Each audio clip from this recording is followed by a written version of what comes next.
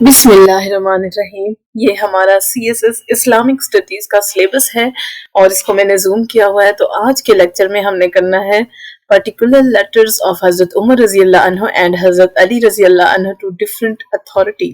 हमारी lecture series चूंकि उर्दू में है तो इसलिए हम उर्दू में करेंगे और उर्दू में ये इस तरह बनेगा। हजरत उमर और हजरत अली के हुकूमती ओहदेदारों के नाम खतूत। वैसे तो उन्होंने अपनी जिंदगी में बहुत सारे खतूत लिखे कि जिनको हम एक ही उसमें कवर नहीं कर सकते हैं वीडियो में।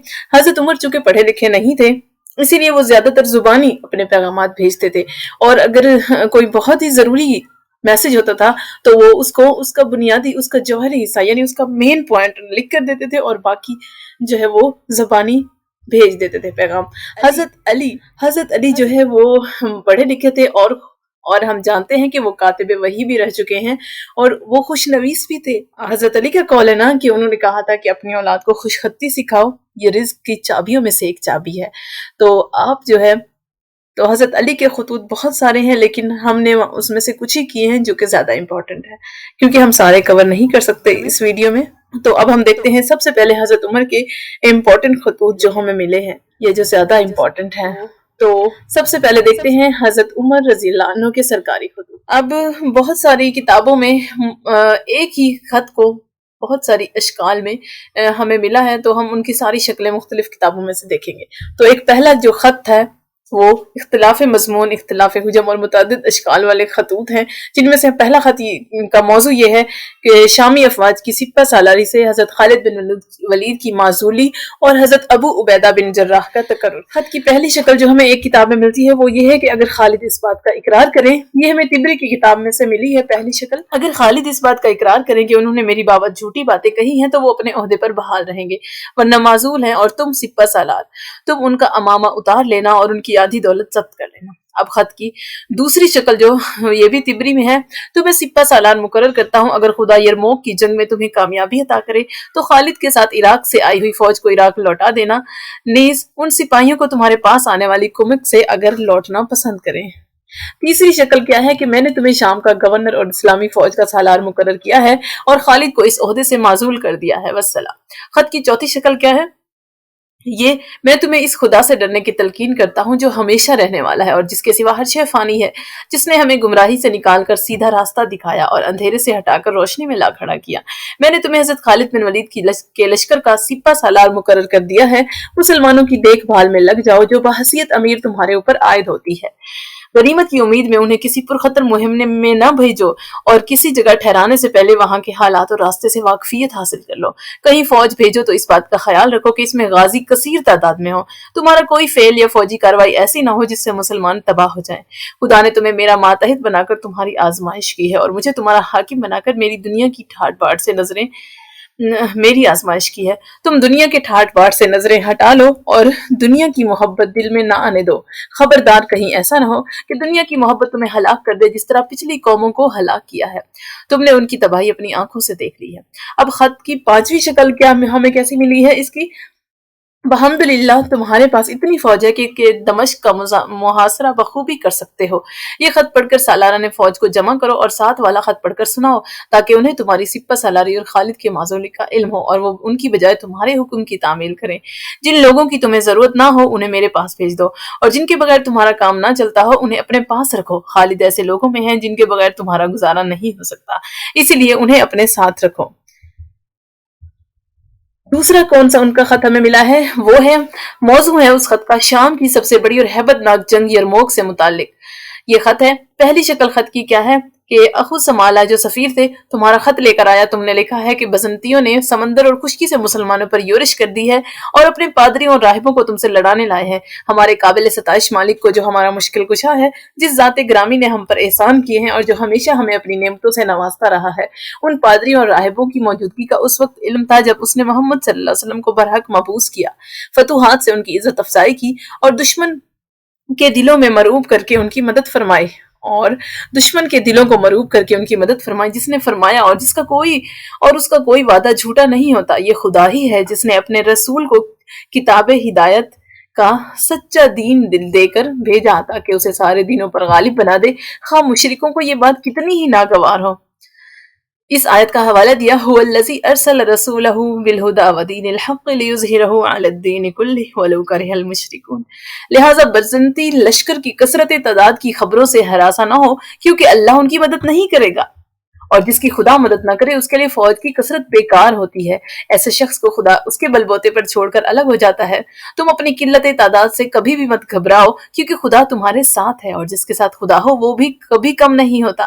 بس تم جہاں ہو وہیں ڈٹے رہو، حتیٰ کہ دشمن کا تم سے مقابلہ ہو اور خدا کی مدد سے تمہیں فتح حاصل ہو۔ وہی بہترین مددگار، سپرد اور معاون ہے۔ تمہارے ان الفاظ سے مجھے تعجب ہوا کہ مسلمان دشمن کے سامنے ڈٹے رہے تو سمجھ لیجئے کہ وہ تباہ ہوئے، اور اگر دشمن سے ڈر کر بھاگ گئے تو سمجھ لیجئے کہ ان کا دین ایمان گیا، کیونکہ ان سے ایک ایسا غنیم لڑنے آیا ہے جس سے عہدہ برا ہونا ان کے بس سے باہر ہے، الا یہ کہ خدا فرشتے بھیج کر ان کی دستگیری فرمائے یا خود لشکر لے کر آئے۔ بخدا اگر یہ تم کلمہ استثناء نہ لکھتے تو برا کرتے۔ میری جان کی قسم، اگر مسلمان ان کے سامنے ڈٹے رہے اور صبر کا دامن نہ چھوڑا اور قتل ہوئے تو ان کی قربانی ضائع نہ ہوگی، بے شک اللہ انہیں عمدہ انعام دے گا۔ خدائے بزرگ و برتر کہتا ہے کہ ان میں سے کچھ مر گئے اور کچھ موت کے منتظر ہیں، اور انہوں نے اپنی وفاداری میں کوئی تبدیلی نہیں کی ہے۔ فَمِنْهُمْ مَنْ قَضَى نَحْبَهُ وَمِنْهُمْ مَنْ يَنْتَظِرُ وَمَا بَدَّلُوا تَبْدِيلًا۔ بڑے خوش نصیب ہیں وہ جنہیں شہادت کی نعمت حاصل ہو۔ تمہارے سمجھدار مسلمان ساتھیوں کے لیے وہ جانباز اچھی مثال بن سکتے ہیں جو رسول اللہ صلی اللہ علیہ وسلم کی لڑائیوں میں ان کے گرد لڑتے ہوئے مارے گئے تھے۔ جو اللہ کی خاطر لڑے وہ نہ تو کبھی بے بس ہوئے اور نہ موت سے ڈرے۔ رسول اللہ صلی اللہ علیہ وسلم کے بعد جو لوگ زندہ رہے وہ بھی دشمن یا موت سے خائف نہیں ہوئے، نہ مصیبتوں کے سامنے انہوں نے کبھی گھٹنے ٹیکے، بلکہ انہوں نے اپنے پیش رووں کی مثال نظر میں رکھی اور ان لوگوں سے جہاد کیا جنہوں نے ان کی مخالفت کی یا اسلام قبول کرنے کے لیے تیار نہیں ہوئے۔ اللہ نے صبر کرنے والوں کی تعریف ان الفاظ میں کی ہے، اور ایسے کتنے ہی نبی گزرے ہیں جن کے ساتھ بہت سے خدا پرست لڑائی میں شریک ہوئے، جنہوں نے خدا کی خاطر مصائب جھیلے لیکن ان کے ارادہ یا عمل میں کوئی کمزوری پیدا نہیں ہوئی، نہ انہوں نے دشمن کے سامنے گھٹنے ٹیکے بلکہ صبر کیا۔ اللہ صبر کرنے والوں کی قدر کرتا ہے۔ جنگ کے مصائب میں ان کی زبان پر بس یہ الفاظ تھے کہ مالک ہمارے گناہ معاف کر اور ہماری بے اعتدالیوں سے درگزر فرما، دشمن کے مقابلے میں ہمیں ثابت قدم رکھ اور کافروں پر ہمیں فتح عطا کر۔ اللہ نے انہیں دنیا اور آخرت کے عمدہ انعام سے نوازا۔ اللہ نیکوکاروں کا قدرداں ہے۔ ان آیات میں ثواب دنیا سے مال غنیمت اور فتح مراد ہے، اور ثواب آخرت سے مغفرت اور جنت۔ میرا یہ خط پڑھ کر لوگوں کو سنانا اور تاکید کرنا کہ اسلام کی سربلندی کے لیے مردانہ وار لڑیں اور سخت سے سخت مشکلات کو برداشت کریں کہ اللہ انہیں دنیا اور آخرت کی نعمتوں سے سرفراز کرے گا۔ تمہارا یہ کہنا کہ مسلمانوں کا مقابلہ ایک ایسے لشکر سے ہے جس سے وہ عہدہ برابر نہیں ہو سکتے، تو اگر تمہارے اندر یہ صلاحیت نہیں ہے تو خدائے قوی میں تو ہے، ہمارا مالک برابر نہیں شکست دینے پر قادر رہا ہے۔ خدا کی قسم اگر دشمنوں سے ہم اپنے بل بوتے پر لڑا کرتے تو وہ مدت کے ہمیں تباہ کر چکے ہوتے۔ ہم تو اپنے مالک اللہ کے بھروسے پر لڑتے ہیں اور اپنے بل پر بالکل اعتماد نہیں کرتے، اور اسی سے نصرت و رحمت کی درخواست کرتے ہیں۔ انشاءاللہ تم ہر صورت کامیاب ہوگے۔ ضرورت اس بات کی ہے کہ اللہ تعالیٰ کے لیے قربانی کی سچی لگن تمہارے دل میں ہو، اور ہر مشکل میں بس اسی سے لو لگاؤ، صبر کرو اور دشمن سے ڈٹ کر مقابلہ کرو، رسالے رکھو، تیار رکھو، اور اللہ سے ڈرو، امید ہے کہ کامیاب ہوگے۔ اصبروا وصابروا ورابطوا واتقوا اللہ لعلکم تفلحون۔ تیسرا خط جو حضرت عمر فاروق کا ہے، اس کا موضوع ہے کہ حضرت عمر فاروق نے صحابی حضرت عبداللہ بن مسعود کو معلم قرآن اور حضرت عمار بن یاسر کو گورنر کوفہ مقرر کیا، اور وہاں کے 1,00,000 سے زائد غازیوں کو خط کے ذریعے اس کی اطلاع دی، جس کی 5 شکلیں ہمیں اخبار و آثار کی کتابوں میں ملتی ہیں۔ پہلی شکل کیا ہے؟ قسم ہے اس خدا کی جس کے سوا کوئی عبادت کے لائق نہیں، میں نے حضرت ابن مسعود کو معلم قرآن کی حیثیت سے بھیج کر تمہاری ضرورت کو اپنی ضرورت پر ترجیح دی ہے، ان سے قرآن سیکھو۔ دوسری شکل یہ ہے کہ کوفہ کے باشندوں، تم کوفہ کے سرتاج اور میرا وہ تیر ہو جسے میں قریب اور دور کے خطرے کے وقت چھوڑتا ہوں۔ میں حضرت عبداللہ بن مسعود کو تمہارے پاس بھیج رہا ہوں، انہیں میں نے تمہارے لیے منتخب کیا ہے اور انہیں بھیج کر تمہاری ضرورت کو اپنی ضرورت پر ترجیح دی ہے۔ تیسری شکل یہ ہے کہ میں نے حضرت عمار بن یاسر کو گورنر اور حضرت عبداللہ بن مسعود کو معلم قرآن اور وزیر و مشیر بنا کر تمہارے پاس بھیجا ہے۔ یہ دونوں رسول اللہ کے برگزیدہ ساتھیوں میں سے ہیں، ان کا کہا مانو اور ان کی پیروی کرو۔ میں نے حضرت عبداللہ کو تمہارے پاس بھیج کر ایثار سے کام لیا ہے۔ چوتھی شکل کیا ہے کہ میں نے حضرت عمار بن یاسر کو تمہارا گورنر اور حضرت عبداللہ بن مسعود کو معلم اور وزیر مقرر کیا ہے۔ حضرت حذیفہ بن یمان کو دجلہ اور حضرت عثمان بن حنیف کو فرات سے سیراب ہونے والے علاقے کی پیمائش اور لگان بندی کا منتظم مقرر کیا ہے۔ پانچویں شکل یہ کہ میں تمہارے پاس حضرت عمار بن یاسر کو گورنر اور حضرت ابن مسعود کو معلم اور وزیر بنا کر بھیج رہا ہوں۔ یہ دونوں رسول اللہ کے برگزیدہ ساتھی اور بدر کے مجاہدین، ان کی اقتدا کرو یعنی پیروی کرو اور ان کا حکم مانو۔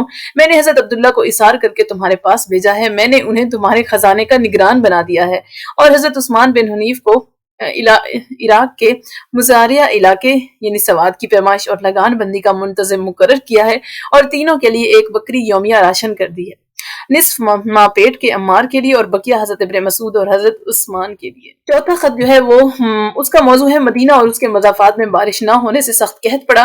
حضرت عمر فاروق نے گورنر مصر حضرت عمرو بن العاص کو غلہ بھیجنے کے لیے خط لکھا، جس کی 5 شکلیں راویوں نے پیش کی ہیں۔ پہلی شکل میں حضرت لکھتے ہیں کہ حضرت عبداللہ امیر المومنین کی طرف سے کہ حضرت عمر بن العاص کو السلام علیکم، میری جان کی قسم اگر تمہارا اور تمہارے ساتھیوں کا پیٹ بھرا ہے تو تمہیں پرواہ نہ ہو، اگر میں اور میرے ساتھی بھوکے رہیں مدد۔ دوسری شکل یہ ہے کہ حضرت عاص بن عاص کے نام میری جان کی قسم تم اور تمہارے ساتھی اگر موٹے رہیں تو تمہیں پرواہ نہ ہو، اگر میں اور میرے ساتھی سوکھ جائیں، مدد اور مدد۔ تیسری شکل بسم اللہ الرحمن الرحیم، حضرت عبداللہ امیر المومنین کی طرف سے حضرت عمر بن العاص کو السلام علیکم، کیا تم چاہتے ہو کہ میرے علاقے کے لوگ بھوکے مریں اور تم ہمارے علاقے کے لوگ زندہ رہیں، مدد مدد۔ چوتھی شکل کی یہ ہے کہ مدد مدد، عربوں کی مدد، اب آؤں میں آٹا بھر کر اونٹوں کا ایک قافلہ میرے پاس بھیج دو، جس کا اگلا حصہ میرے پاس ہو اور پچھلا تمہارے پاس، یعنی اتنے لمبے ہوں۔ پانچویں شکل مدد مدد، مجھے آٹے کی بوریاں بھیج دو جن میں چربی کے ٹکڑے ہوں۔ اسی طرح پانچواں خط اس کا موضوع ہے کہ حضرت عمر بن العاص نے حضرت عمر فاروق سے ایک چھوٹا اور سستا آبی راستہ کھولنے کا ارادہ ظاہر کیا تھا تاکہ آسانی سے غلہ وغیرہ مدینہ بھیجا جا سکے۔ آبی راستے سے وہ نہر مراد تھی جو فرعونہ کے زمانے میں زیرین نیل سے بحر کلزم تک کھودی گئی تھی، اور جس کی معرفت کشتیاں نیل سے اللہ اور غلہ اور دوسرا سامان حجازی بندرگاہ جار کو لے جاتی تھی، جس کا فاصلہ مدینے سے 1 دن رات کی مسافت پر تھا۔ مصر پر اسلامی قبضے سے بہت پہلے مناسب دیکھ بھال نہ ہونے سے یہ نہر ریت میں پٹ گئی تھی۔ حضرت عمر بن عاص نے یہ نہر کھولنے کے بارے میں باخبر مصریوں سے مشورہ کیا تو انہوں نے اس کی مخالفت کی، کچھ تو غیر معمولی خرچے کی وجہ سے اور کچھ اس خوف سے کہ نہر کھل گئی تو مصر کا بیشتر غلہ اور بہت سا کپڑا سستے داموں حجاز چلا جایا کرے گا۔ حضرت عمر بن العاص نے نہر کھولنے کے عظیم مصارف کا جب عذر پیش کیا تو حضرت عمر فاروق نے غصہ ہو کر ایک پرعتاب خط لکھا، جس کی 3 شکلیں ہمیں ملتی ہیں۔ پہلی شکل یہ ہے کہ تمہارا خط ملا جس میں تم نے بحری راستہ کھولنے کی مشکلات کا بہانہ کیا ہے، خدا کی قسم تمہیں یہ راستہ کھولنا ہوگا ورنہ میں تمہارے کان اکھیڑ لوں گا یا کسی کو بھیج کر اکھڑوا لوں گا۔ دوسری شکل یہ ہے کہ بحری راستہ کھولنے کا کام شروع کر دو اور جلد از جلد اسے پایہ تکمیل تک پہنچاؤ، خدا مدینے کی خوشحالی کے لیے مصر کو برباد کرے۔ تیسری شکل ہے کہ نیل سے سمندر تک نہر کھدواؤ، چاہے تمہیں اس پر مصر کا سارا خراج صرف کرنا پڑے۔ اس کا جو چھٹا خط ہے اس کا موضوع ہے فارس کے ایک ضلع کلیکٹر کے نام جادوگروں کے قتل سے متعلق۔ حضرت عمر فاروق کا ایک خط جس کی 3 شکلیں ہمیں اخبار و آثار کی کتابوں میں ملتی ہیں، وہ یہ ہے کہ پہلی شکل میں ہر جادوگر اور جادوگرنی کو قتل کر دو، اتنا مختصر خط ہے۔ دوسری شکل میں ہمیں اس طرح ملتا ہے کہ ہر جادوگر کی گردن مار دو اور وہ سارے نکاح منسوخ کر دو جو پارسیوں نے ذی محرموں سے کیے ہوں، انہیں کھاتے وقت زمزمہ کرنے یعنی گنگنانے سے بھی روکو۔ اب تیسری شکل جو ملتی ہے وہ ہے کہ تمہارے علاقے میں جو پارسی ہوں ان سے کہو کہ اگر تم ماؤں بیٹیوں اور بہنوں سے شادی کرنا چھوڑ دو گے اور مل کر کھانا کھایا کرو گے تو ہم تمہیں اہل کتاب یعنی ذمیوں کا درجہ دے دیں گے، ہر جادوگر اور کاہن کی گردن بھی مار دو۔ 7واں خط جس کا موضوع ہے رسول اللہ صلی اللہ علیہ وسلم نے 40,000 روپے سالانہ کے بالمقابل نجران کے عیسائیوں کو جان و مال کی امان دے دی تھی۔ انتقال سے پہلے انہوں نے حکم دیا کہ جزیرت العرب میں اسلام کے سوا کوئی مذہب نہ چھوڑا جائے۔ حضرت ابوبکر صدیق سارے ملک میں پھیلی ہوئی بغاوتیں فروغ کرنے میں ایسے الجھے رہے کہ انہیں رسول اللہ صلی اللہ علیہ وسلم کی وصیت کے مطابق نجرانیوں کو ملک سے نکالنے کا موقع نہیں ملا۔ حضرت عمر فاروق نے خلیفہ ہو کر پہلی فرصت میں نجرانیوں کو جلا وطن کر دیا اور ایک تحریر لکھی جس کا متن ہمارے سامنے 2 شکلوں میں آتا ہے۔ پہلی شکل ہے کہ حضرت امیر المومنین کی طرف سے نجران کے جلا وطن ہونے والے عیسائیوں کے لیے یہ تحریر لکھی جاتی ہے کہ وہ خدا کی امان میں ہیں، کوئی مسلمان انہیں نقصان نہیں پہنچائے گا، اس وعدے کے تحت جو رسول اللہ صلی اللہ علیہ وسلم اور حضرت ابوبکر صدیق نے ان سے کیا تھا۔ شام اور عراق کے گورنروں کو چاہیے کہ جب یہ لوگ ان کی عملداری میں پہنچے تو انہیں زمین دے دے، جتنی اراضی پر یہ لوگ کاشت کر لیں گے وہ بطور صدقہ اور ان کی چھوڑی ہوئی زمین کے بدلے میں ان کی ہو جائے گی، کسی کو ان سے یہ زمین لینے کا حق نہیں ہوگا۔ واضح ہو کہ اگر کوئی ان پر ظلم و ستم کرے تو جو مسلمان موقع پر ہوں انہیں چاہیے کہ نجرانیوں کی حمایت کریں کیونکہ وہ اسلام کی حفاظت میں آ چکی ہیں۔ نئی جگہ بسنے کے 24 ماہ تک ان سے جزیہ نہیں لیا جائے گا اور بلا ظلم و زیادتی ان سے صرف اس اراضی کا لگان وصول کیا جائے گا جس پر وہ زراعت کریں گے۔ دوسری شکل ہمیں اس طرح ملتی ہے کہ واضح ہو کہ شام و عراق کے جس گورنر کے پاس نجرانی پہنچے انہیں چاہیے کہ وہ نجرانیوں کو کاشت کرنے کی اجازت دیں اور جتنی زمین پر وہ کاشت کر لیں وہ ان کی ہو جائے گی خدا کی خوشنودی کی خاطر اور ان کی چھوڑی ہوئی زمین کے بدلے میں۔ 8واں خط جس کا موضوع ہے کہ حضرت عمر فاروق کو خبر ملی کہ حضرت عمر بن العاص گورنر مصر بہت مالدار ہوتے جا رہے ہیں اور مصر کی سرکاری آمدنی خورد برد کرتے ہیں، تو انہوں نے ایک پرعتاب خط لکھا جس کی 3 شکلیں ہمیں ملتی ہیں۔ پہلی شکل ہے کہ میں تمہاری خرافات، صفائی اور بے تکی باتیں سننا نہیں چاہتا، تمہارا خود کو دیانت دار ظاہر کرنا بے سود ہے، میں محمد بن مسلمہ کو بھیج رہا ہوں، انہیں اپنی آدھی دولت دے دو، تم دولت کے چشموں پر بیٹھ گئے ہو اور جب پکڑے جاتے ہو تو بہانے بناتے ہو، اپنی اولاد کے لیے دولت جمع کر رہے ہو اور اپنے عہدے سے مستقبل کی خوشحالی کے لیے بنیادیں ہموار کر رہے ہو، بلا شبہ تم سامان رسوائی جمع کر رہے ہو اور آتش جہنم کا لقمہ بنو گے، والسلام۔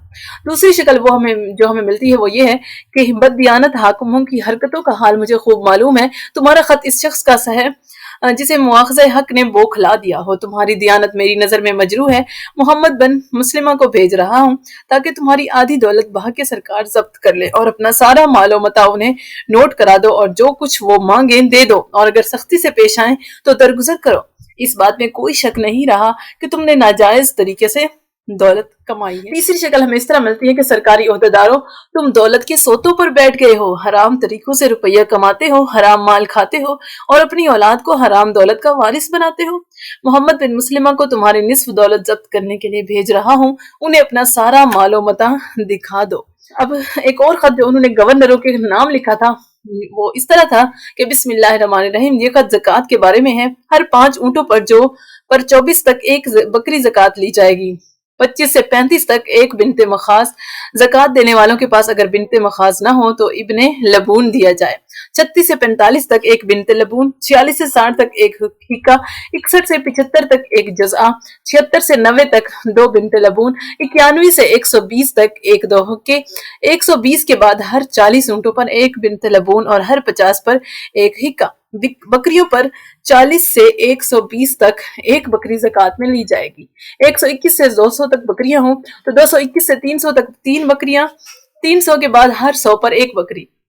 زکوٰۃ میں بوڑھا یا عیبدار جانور نہ دیا جائے اور نہ محصل زکوٰۃ نر بکرا جس کا نسل کشی کے لیے زکوٰۃ گزار کے پاس رہنا ضروری ہے، لینے پر اصرار کرے الا یہ کہ زکوٰۃ گزار خوشی سے اسے دے دے۔ الگ الگ واجب الزکوٰۃ جانور جو 2 یا زائد مالکوں کی ملک ہوں الگ الگ زکوٰۃ سے بچنے کے لیے یکجا کرنا جائز نہیں۔ اسی طرح ایک گلہ کو جو فرد واحد کی ملک ہو زکوٰۃ سے بچنے کے لیے کئی فرضی مالکوں کے الگ الگ حصوں میں بانٹنا بھی منع ہے۔ اونٹوں یا بکریوں کے 2 شریک حساب سے زکوٰۃ آپس میں بانٹ لیں گے، جب کسی کے پاس 5 اونس چاندی یعنی 200 درہم ہو جائے تو اسے 2.5% زکوٰۃ دینا ہو۔ ایک گورنر کے نام آپ نے خط لکھا کہ جب تم اونٹ اور بکریوں کی زکوٰۃ لو تو کل زکوٰۃ کی موصولی تک لوگوں کو روکے نہ رکھو بلکہ جو زکوٰۃ ادا کر دے وہ چلا جائے، اس لیے کہ مویشیوں کو ایک جگہ دیر تک ٹھہرنا شاق گزرتا ہے بلکہ ان کے لیے مہلک ثابت ہوتا ہے، اور جب کوئی شخص بکریاں لے کر زکوٰۃ دینے آئے تو اس کی سب سے بڑھیا یا گھٹیا بکریاں زکوٰۃ میں نہ لو، اور جب کسی پر ایک خاص عمر کا اونٹ زکوٰۃ میں واجب ہو لیکن اس کے پاس نہ ملے تو اس کے دوسرے اونٹوں سے اسی عمر کا اونٹ لے سکتے ہو، اور یا اسی عمر والے کی قیمت خوب دودھ دیتی ہوئی یا عنقریب بیاہنے والی اونٹنیاں زکوٰۃ میں نہ لی جائے کیونکہ بستی والوں کا یہ منفرد سہارا ہوتی ہیں۔ امرائے اجناد کے نام آپ نے خط لکھا تھا کہ مسلمانوں کو مت مارو ورنہ وہ ذلیل ہو جائیں گے، ان کے حقوق سے انہیں محروم مت کرو ورنہ وہ اسلام چھوڑ دیں گے، انہیں گھر سے دور دشمن کے علاقے میں زیادہ عرصے تک نہ روکو ورنہ وہ بغاوت پر اتر آئیں گے، انہیں جنگلوں میں نہ ٹھہراؤ کہ وہ بیمار ہو کر ہلاک ہو جائیں گے۔ شام کے مسلمانوں کے نام آپ نے خط لکھا تھا کہ اپنے بچوں کو تیراکی، تیر اندازی، گھوڑ سواری اور درختوں کی شاخوں یا نشانوں کے بیچ میں چھپنے کی مشق کراؤ۔ صدر مقاموں کے مسلمانوں کے نام لکھا تھا کہ اپنے بچوں کو تیراکی اور گھوڑ سواری سکھاؤ اور انہیں عمدہ اشعار اور مشہور ضرب المثال کہنے کی مشق کراؤ۔ ایک صدر مقام کے مسلمانوں کے نام ننگے پیر چلنے، تہمت پنڈلیوں سے اوپر باندھنے اور تیر اندازی کی مشق کرو۔ ایک گورنر شام کے نام آپ نے لکھا تھا کہ اپنے علاقے کے مسلمانوں سے کہو کہ جوتے پہننے اور ننگے پیر رہنے کی عادت ڈالیں۔ اسی طرح شام کے مسلمانوں کے نام لکھا تھا کہ لوگوں تیر اندازی اور گھڑ سواری کی مشق کرو، مجھے تیر اندازی گھڑ سواری سے زیادہ پسند ہے، میں نے رسول اللہ صلی اللہ علیہ وسلم کو کہتے سنا ہے کہ خدا اس شخص کو جنت میں جگہ دے گا جو اس کی خاطر ایک تیر چلائے یا جسے جہاد میں تیر اندازی سے قوت حاصل ہو۔ مسلمانوں کے نام آپ نے لکھا تھا کہ شلواریں اتار دو اور تہمت باندھو۔ اسی طرح گورنروں کے نام لکھا تھا آپ نے کہ جب دشمن کے علاقے میں ہو تو ناخن بڑھا لو، کیونکہ یہ بھی ایک قسم کے ہتھیار ہیں۔ ایک صدر مقام کے مسلمان کے نام آپ نے لکھا تھا کہ گھوڑے سیدھاؤ، تمہارے سامنے صلیبیں نہ اٹھائی جائیں اور نہ تمہارے پڑوس میں سور رہیں، یعنی صلیبیں اور سور کا خاتمہ کر دو۔ امراء اجناد کے نام لکھا تھا کہ عورتوں اور بچوں کو چھوڑ کر صرف بالغ مردوں پر جزیہ لگاؤ۔ امراء اجناد کے نام ایک اور خط لکھا تھا کہ عورتوں اور بچوں پر جزیہ نہیں ہے، صرف بالغ مردوں پر جزیہ لگاؤ، ان کی گردن میں مہریں ڈلواؤ، اگر ان کے بال ماتھے پر لٹکے تو انہیں کٹوا دو، وہ کپڑوں کے اوپر کمر کے گرد ڈوری باندھیں اور زمین پر ایک طرف پیر کر کے سواری کریں اور مسلمانوں کی طرح زین کے دونوں طرف پیر لٹکا کر سوار نہ ہوں۔ گورنروں کے نام لکھا تھا کہ ذمیوں سے کہو کہ گردن میں سیسے کی مہریں ڈالیں، پٹکے باندھیں اور مسلمانوں سے ملتا جلتا لباس نہ پہنیں۔ گورنروں کے نام لکھا تھا کہ ذمیوں کی پیشانی کے بال کٹوا دیے جائیں اور وہ کپڑوں کے اوپر کمر کے گرد ڈوری باندھیں تاکہ ان کی حیت مسلمانوں سے ممتاز ہو جائے۔ ایک گورنر کے نام لکھا تھا کہ 3 کام گناہ کبیرہ ہیں: بلا عذر 2 نمازوں کو جمع کرنا، دشمن کی فوج سے بھاگنا اور مال غنیمت کی لوٹ مار کرنا۔ فیروز ویلمی کے نام لکھا تھا کہ مجھے معلوم ہوا ہے کہ تم عمدہ خالص غذائیں جو تم شہد کے ساتھ کھاتے ہو یہاں آنے سے باز رکھے ہوئے ہیں، یہ خط پا کر میرے پاس آ جاؤ اور غیر مسلموں سے جنگ و قتال کے لیے نکل کھڑے ہو۔ گورنروں کے نام لکھا تھا کہ اگر مہاجر مسافروں کی کسی جماعت کو گاؤں کی ذمہ رات میں ٹھہرانے اور کھانا کھلانے سے انکار کر دیں تو وہ ہماری امان سے خارج ہو جائیں گے۔ کوفے کے گورنر کے نام لکھا تھا کہ ہم نے سواد یعنی عراق کے دیہاتوں کے ذمیوں پر مسلمان مسافر کا ایک دن رات کا کھانا لازم کر دیا ہے، اگر کسی مسافر کو بارش یا بیماری کی وجہ سے زیادہ رکنا پڑے تو اسے اپنے پاس سے خرچ کرنا پڑے گا۔ مسلمانوں کے نام لکھا تھا کہ سواد یعنی عراق کے دیہاتوں کا ایک ذمی شراب کی تجارت سے خوب مالدار ہو گیا ہے، اس کی شکایت پر حضرت عمر فاروق سے کی گئی تو انہوں نے لکھا کہ اس کی جو چیز تمہارے ہاتھ آئے اسے توڑ ڈالو، اس کے سارے جانور ہانک لے جاؤ اور کوئی مسلمان اس کی کوئی امانت اپنے گھر میں نہ رکھے۔ حضرت ابو الدرداء کے نام آپ نے لکھا تھا کہ حضرت ابو الدرداء انصاری نے دمشق میں خوبصورت پل بنوایا، اس کی خبر حضرت عمر فاروق کو ہوئی تو انہوں نے یہ پرعتاب خط بھیجا کہ اویم بن اویمر، فارسیوں اور بزنطینیوں کی بنائی ہوئی عمارتیں کیا تمہارے لیے کافی نہ تھی کہ تم مزید عمارتیں بنوا رہے ہو؟ اصحاب محمد تم جو مثال قائم کرو گے اس کی تقلید کی جائے گی۔ دوسرا قول یہ ہے کہ ابو درداء نے حمص میں ایک خوبصورت بالا خانہ بنوایا، اس کی خبر خلیفہ کو ہوئی تو انہوں نے یہ لکھا کہ اے اویمر، کیا تمہارے لیے وہ خوبصورت عمارتیں کافی نہ تھی جو بزنطیوں نے اس دنیا میں جسے تباہ ہونا ہے بنوائی تھی، جو تم نے ایک حسین بالا خانہ تعمیر کرایا ہے؟ گورنروں کے نام آپ نے لکھا تھا کہ ان 2 چھوٹے بھائیوں کو جو غلام بن کر مسلمانوں کے قبضے میں آ گئے ہوں ایک دوسرے سے الگ نہ کیا جائے اور نہ کسی ماں کو اس کے بچے سے۔ خط کی دوسری شکل یہ تھی کہ بیچتے وقت غلام ماں کو اس کے بچے اور ایک غلام بھائی کو اس کے دوسرے بھائی سے جدا نہ کیا جائے۔ ایک گورنر کے نام لکھا تھا کہ جو لوگ قرآن پڑھیں انہیں مالی عطیے دو۔ گورنر نے حکم کی تعمیل کی، نتیجہ یہ ہوا کہ بہت سے لوگوں نے محض عطیات کی خاطر قرآن پڑھنا شروع کر دیا۔ گورنر نے خلیفہ کو اس کی خبر دی تو یہ فرمان آیا کہ مالی عطیے ان لوگوں کو دو جن میں انسانی خوبیاں موجود ہوں اور رسول اللہ صلی اللہ علیہ وسلم کی صحبت سے مشرف ہو چکے ہوں۔ مسلمانوں کے نام خط میں آپ نے لکھا تھا کہ خیانت اور غداری سے کام نہ لو، نہ کسی غیر مسلم بچے کو قتل کرو اور کاشتکاروں کے معاملے میں اللہ سے ڈرتے رہو۔ امرائے اجناد کے نام لکھا تھا کہ میدان جنگ میں جو بالغ مرد ہاتھ آئے انہیں قتل کر دو اور کسی ہٹے کٹے غلام کو ہمارے پاس مدینے میں نہ بھیجو۔ نافع بن عبد الحارث کے نام لکھا تھا کہ نافع نے خلیفہ سے دریافت کیا کہ اس شخص سے کیا تاوان لیا جائے جو کسی کا پہنچا توڑ دے، تو یہ جواب آیا کہ پہنچا توڑنے والے سے 4 سال والے 2 جوان اونٹ بطور تاوان لیے جائیں۔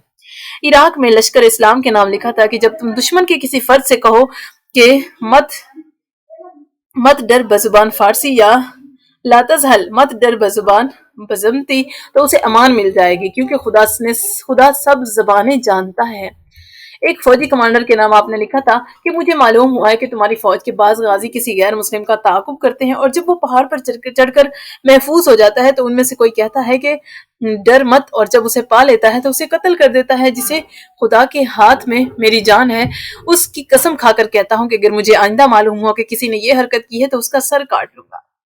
گورنروں کے نام آپ نے لکھا تھا کہ فوج کا سالار اعلیٰ یا کسی دستے کا کمانڈر مسلمان مجرم کے اس وقت تک کوڑے نہ مارے جب تک کہ وہ دشمن کے علاقے سے نکل کر اپنی سرحد میں نہ آ جائے، تاکہ شیطانی جوش میں بھر کر مجرم دشمن سے نہ جا ملے۔ گورنروں کے نام برار بن مالک جو برادر انس بن مالک کے صحابی کے برادر تھے، ان کو کسی فوج کا سالار نہ بناؤ، وہ بڑے بے باک آدمی ہیں، مسلمان غازیوں کو آگے بڑھا کر موت کے خطرات میں مبتلا کر دیتے ہیں۔ عمرائے اجناد کے نام آپ نے لکھا تھا کہ ان فارسی غلاموں کو جنہیں مسلمانوں نے آزاد کر دیا ہو اور وہ اسلام لے آئے ہوں، ان کے آزاد کنندگان سے بطور موالی وابستہ کر دو۔ ان کے حقوق اور ذمہ داریاں آزاد کنندگان کی طرح ہوں گی، اور اگر وہ اپنا الگ قبیلہ بنا کر رہنا چاہیں تو انہیں اس کا بھی اختیار ہے۔ اس صورت میں انہیں وہی وظیفے دیے جائیں گے جو ان کے ہم مرتبہ عربوں کو دیے گئے ہوں۔ گورنروں کے نام آپ نے لکھا تھا کہ مکہ کے کچھ لوگ ایک حاملہ عورت کو قتل کرنا چاہتے تھے۔ ان کا خیال تھا کہ اس نے زنا کی ہے۔ کچھ دوسرے لوگوں کی رائے تھی کہ عورت پاک باز ہے۔ اسے حضرت عمر فاروق کے پاس لایا گیا تو اس نے انہیں بتایا کہ ایک رات جب وہ نماز پڑھ کر سو گئی تو کوئی اجنبی آیا اور اس نے اپنی جنسی پیاس بجھائی اور چلا گیا۔ حضرت عمر فاروق نے یہ فرمان گورنروں کو بھیجا کہ بغیر میری اجازت کسی کو قتل نہ کیا جائے۔ گورنروں کے نام آپ نے لکھا تھا کہ ایک عرب ہر سال حضرت عمر فاروق کو اونٹ کی ران بطور ہدیہ بھیجا دیا کرتا تھا۔ اس کا کسی سے جھگڑا ہو گیا اور وہ فریق ثانی کو لے کر خلیفہ کے پاس آیا اور بولا کہ امیر المومنین ایسا فیصلہ کیجئے کہ حق باطل سے اس طرح الگ ہو جائے جیسے ران اونٹ سے۔ حضرت عمر فاروق اشارہ پا گئے، تحفے کی خرابی ان پر منکشف ہو گئی۔ انہوں نے گورنر کو یہ فرمان بھیجا کہ تحفے قبول نہ کیے کرو کیونکہ وہ رشوت کی ایک شکل ہے۔ کثیر بن شہاب کے نام آپ نے لکھا تھا کہ اپنے علاقے کے مسلمانوں سے کہو کہ تازہ روٹی نمیر کے ساتھ کھایا کریں کیونکہ وہ پیٹ میں زیادہ دیر تک ٹھہرتی ہے۔ مسلمانوں کے نام آپ نے لکھا تھا کہ جو شخص کسی بنجر زمین کو قابل کاشت بنا لے گا وہ اس کی ملک ہو جائے گی۔ گورنروں کے نام لکھا تھا کہ مجھے خط تحریر کرتے وقت تاریخ بھی لکھا کرو۔ کوفہ کے مسلمانوں کے نام آپ نے لکھا تھا کہ سورہ نساء، سورہ احزاب اور سورہ نور یاد کرو اور ان کے معنی اور مطالب کو سمجھو۔ اسی طرح گورنروں کے نام لکھا تھا کہ غروب آفتاب کے بعد افطار میں دیر نہ کی جائے اور نہ نماز مغرب کے لیے ستاروں کے گھنے ہونے کا انتظار۔ عمرائے اجناد کے نام لکھا تھا کہ خدا کے متی بندوں کی زبان سے جو باتیں سنو انہیں یاد کرو کیونکہ ان کی سچی باتیں امور صادقہ روشن ہوتی ہیں۔ مسلمانوں کے نام حضرت عمر فاروق جب کسی چھاؤنی میں گورنر بھیجتے تو وہاں کے مسلمان غازیوں کو لکھتے کہ جب تک گورنر تمہارے ساتھ انصاف سے پیش آئے اس کی اطاعت کرتے رہو۔ اسی طرح گورنروں کے نام ان لوگوں کے اقوال کو قلم بند کر لیا کرو جو دنیا سے بے نیاز ہیں کیونکہ خدا نے ایسے فرشتے ان پر معمور کر دیے ہیں جو ان کے منہ پر اپنا ہاتھ رکھے رہتے ہیں اور انہیں صرف وہی بات کہنے کی اجازت ہوتی ہے جو اللہ ان سے کہلوانا چاہتا ہے۔ عمرائے اجناد کے نام آپ نے لکھا کہ دین کے قاعدے ضابطوں سے واقفیت حاصل کرو کیونکہ غلط بات کو صحیح اور صحیح کو غلط سمجھنے والا معذور نہیں رکھا جا سکتا۔ ایک گورنر کے نام دو دوست تھے اور بے نے الف سے کہا کہ میں رات ایک عورت سے ہم بستر ہوا تھا۔ وہ کون عورت تھی؟ الف نے پوچھا۔ بے میری میزبان جس کے پاس میں ٹھہرا ہوا تھا۔ الف تب تو تم مارے گئے، کیا تمہیں معلوم نہیں کہ زنا حرام ہے؟ بے کہتا ہے کہ بخدا مجھے اس کا مطلق علم نہ تھا۔ معاملے کی رپورٹ حضرت عمر فاروق کو کی گئی تو انہوں نے لکھا کہ زانی اگر قسم کھا لے کہ مجھے زنا کی حرمت کا علم نہ تھا تو اسے چھوڑ دیا جائے۔ خط کی دوسری شکل اگر اسے حرمت زنا کا علم تھا تب تو اس کی حد لگائی جائے گی اور اگر علم نہیں تھا تو اسے بتاؤ کہ زنا حرام ہے اور اگر وہ دوبارہ ایسا کرے تو اس کی حد لگائی جائے۔ ایک گورنر کے نام کسی گورنر نے حضرت عمر فاروق سے بذریعہ خط دریافت کیا کہ آیا دارالحرب میں مسلمان غازیوں کو مال غنیمت سے اشیاء خوردنی کھانے پینے کی اجازت ہے؟ تو انہوں نے یہ جواب دیا کہ تقسیم سے پہلے فوج کو مال غنیمت سے اشیاء خوردنی کھانے اور اپنے جانوروں کو کھلانے کی اجازت ہے، لیکن تقسیم سے پہلے مال غنیمت کا کوئی حصہ اگر بیچا جائے تو اسے خمس اور غازیوں کا حصہ نکالنا ضروری ہے۔ اسی طرح صائب بن اکرہ کے نام لکھا۔ صاحب مدائن کے گورنر تھے۔ انہوں نے کسرا کے محل میں ایک مورتی دیکھی جو انگلی سے ایک جگہ اشارہ کر رہی تھی۔ انہیں خیال ہوا کہ اشارہ کسی دفینے کی طرف ہے۔ انہوں نے وہ جگہ کھدوائی تو گراں قدر خزانہ نکلا۔ انہوں نے خلیفہ کو خزانے کی اطلاع دی اور لکھا کہ چونکہ وہ بغیر جنگ و قتال حاصل ہوا ہے اس میں فوج کا کوئی حق نہیں ہے اور میں کلیتاً اس کا حقدار ہوں۔ حضرت عمر فاروق نے یہ فرمان بھیجا کہ تم مسلمان غازیوں کے سالار ہو، اس لیے یہ دولت ان میں تقسیم ہونی چاہیے۔ ایک گورنر کے نام کسی گورنر کے پاس ایک وفد آیا جس میں عرب اور موالی یعنی غیر عرب مسلمان دونوں تھے۔ گورنر نے وفد کے عرب ارکان کو انعامات دیا اور موالی کو نظر انداز کر دیا۔ اس کی خبر حضرت عمر فاروق کو ہوئی تو انہوں نے لکھا کہ یہ بہت بری بات ہے کہ کوئی شخص اپنے مسلمان بھائی کی تحقیر کرے۔ خط کی دوسری شکل کیا ہے کہ تم نے سب کے ساتھ ایک سا برتاؤ کیوں نہیں کیا؟ صدر مقاموں کے مسلمانوں کے نام آپ نے لکھا تھا کہ نرکل سے خلال نہ کیا کرو اور اگر تم اسے چھوڑ نہیں سکتے تو خلال کرتے وقت اس کا چھلکا اتار دیا کرو۔ گورنر مکہ کے نام طارق بن مرتا نامی ایک عرب نے ایک غلام آزاد کیا۔ اس کا انتقال ہوا تو اس نے کچھ دولت چھوڑی جسے طارق نے لینے سے انکار کر دیا۔ گورنر مکہ نے خلیفہ کو صورتحال سے مطلع کیا تو یہ جواب آیا کہ دولت جمع کر کے طارق کو دو، اگر وہ نہ لیں تو اسے غلام خرید کر آزاد کر دو۔ مجاہدین جبر کے نام امیر المومنین دو شخص ہیں، ایک گناہ سے اس لیے کنارہ کش رہتا ہے کہ اس کے دل میں گناہ کی خواہش ہی نہیں ہوتی، اور دوسرا خواہش کے باوجود اس سے محتضر رہتا ہے۔ بتائیے ان دونوں میں سے کون سا بہتر ہے؟ تو حضرت عمر فاروق نے جواب دیا کہ گناہ کی خواہش کے باوجود اس سے دور رہنے والے وہ لوگ ہیں جن کی خدا بذریعہ تقوی آزمائش کرتا ہے، ان کی مغفرت ہوگی اور وہ عمدہ انعام پائیں گے۔ ایک گورنر کے نام لکھا کہ کسی مسلمان نے بیت المال سے روپیہ چرا لیا، اس کی اطلاع خلیفے کو دی گئی تو انہوں نے لکھا کہ اس کا ہاتھ نہ کاٹا جائے کیونکہ بیت المال میں اس کا بھی حق ہے۔ مسلمانوں کے نام، دنیا لذیذ ترکاری کی طرح ہے، جائز طریقے سے دنیا کمانے والا اس بات کا مستحق ہے کہ دنیا اس کے لیے باعث برکت ثابت ہو، اور ناجائز طریقے سے دنیا کمانے والے کی مثال اس شخص کسی ہے جس کا پیٹ نہیں بھرتا چاہے وہ کتنا ہی کھا لے۔ یمن کے گورنر کے نام لکھا، یمن کے دو دیہاتوں وداع اور خیوان کے درمیان ایک شخص مرا ہوا پایا گیا۔ گورنر نے اس کی اطلاع خلیفہ کو دی تو جواب آیا کہ ناپ کر دیکھو کہ مقتول دونوں دیہاتوں میں کس سے زیادہ قریب تھا۔ جس دیہات سے وہ زیادہ قریب ہو وہاں کے 50 معزز آدمی قسم کھائیں کہ ہم نے نہ تو قتل کیا ہے اور نہ ہمیں قاتل کا علم ہے، پھر یہ لوگ مقتول کے خون بہا کا ذمہ لیں۔ مسلمانوں کے نام، مجھے معلوم ہوا ہے کہ تم ایک ایسی سرزمین میں مصروف جہاد ہو جہاں پنیر نامی کھانا کھاتے ہو اور جانوروں کی طرح سمور پہنتے ہو۔ اس بات کا خیال رکھو کہ کھانا حلال ہو اور سمور مردہ یا غیر ذبیحہ جانور کی نہ ہو۔ مسلمانوں کے نام، پنیر نامی کھانا صرف مسلمانوں یا اہل کتاب کا تیار کیا ہوا ہی کھاؤ۔ امرائے اجناد کے نام، جب متحارب قبیلہ ایک دوسرے کو جاہلی دستور کے مطابق مدد کے لیے یا فلاں کہہ کر تلوار سے ان کی خبر لو اور انہیں مجبور کرو کہ وہ اسلامی طریقے سے اپنے جھگڑے قضیے طے کریں۔ گورنروں کے نام لکھا کہ تمہیں ایسی جو مہر ملے جس پر عربی عبارت کندہ ہو تو اسے توڑ ڈالو۔ گورنروں کے نام لکھا تھا کہ گورنروں، ریت پر تمہارے اور ریت کے تم پر حقوق ہیں۔ خدا بردبار حاکم کو بہت پسند کرتا ہے اور کوئی نفع اس نفع کے برابر ہمہ گیر و رام نہیں ہوتا جو بردبار اور مہربان حاکم سے ریت کو پہنچے۔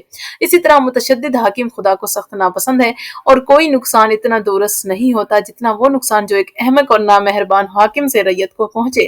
اور جو شخص طالب عافیت ہوتا ہے وہ اس بات کا مستحق ہے کہ خدا اسے عافیت سے شاد کام کرے۔ اروہ بن ایاز بارکی کے نام خط لکھا کہ ہم چوپائے کی آنکھ کا تاوان انسان کی آنکھ کے برابر دلواتے تھے، پھر ہم نے طے کیا کہ اس کا تاوان انسان کی آنکھ کے مقابلے میں 1/4 ہونا چاہیے۔ کوفہ کے گورنر کے نام لکھا، مسلمان قاتل کو مقتول ذمہ کے ورثاء کے حوالے کر دو، وہ چاہیں تو اسے قتل کر دے اور چاہیں تو معاف کر دے۔ یہ خط گورنر کو موصول ہوا تو ایک وفد کوفہ سے خلیفہ کے پاس آیا اور اس نے سفارش کی کہ چونکہ قاتل ایک ممتاز غازی ہے اسے قتل کی سزا نہ دی جائے بلکہ اسے مقتول ذمہ کا خون بہا دلوایا دیا جائے۔ حضرت عمر فاروق نے گورنر کو لکھا کہ خزانے سے خون بہا دے کر قاتل کی جان بچا لو۔ گورنروں کے نام، حق و انصاف کے معاملے میں سب کے ساتھ یہ گانا ہو یا بیگانہ ایک سا برتاؤ کرو، رشوت نہ لو، مقدمہ فیصل کرنے میں ذاتی خواہش یا رجحان سے کام نہ لو، غصہ کی حالت میں کسی سے مواخذہ نہ کرو، ہر روز انصاف کیا کرو چاہے 1 گھنٹے کے لیے ہو۔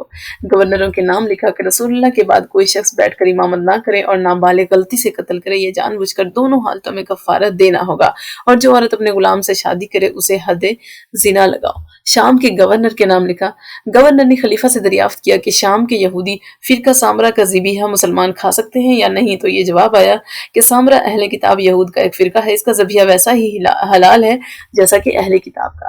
صدر مقاموں کے مسلمانوں کے نام لکھا کہ جو عورت ولی کی عدم موجودگی میں یا اس کی اجازت کے بغیر شادی کرے وہ زانیہ ہے۔ صدر مقاموں کے مسلمانوں کے نام لکھا کہ جو عورت اپنے غلام سے شادی کرے یا بغیر گواہوں کے یا بلا اجازت ولی تو اسے حد زنا لگاؤ۔ مسلمانوں کے نام لکھا کہ جب تفریح کو تمہارا جی چاہے تو تیر اندازی کیا کرو، اور جب باتوں کو جی چاہے تو قانون وراثت پر گفتگو کیا کرو۔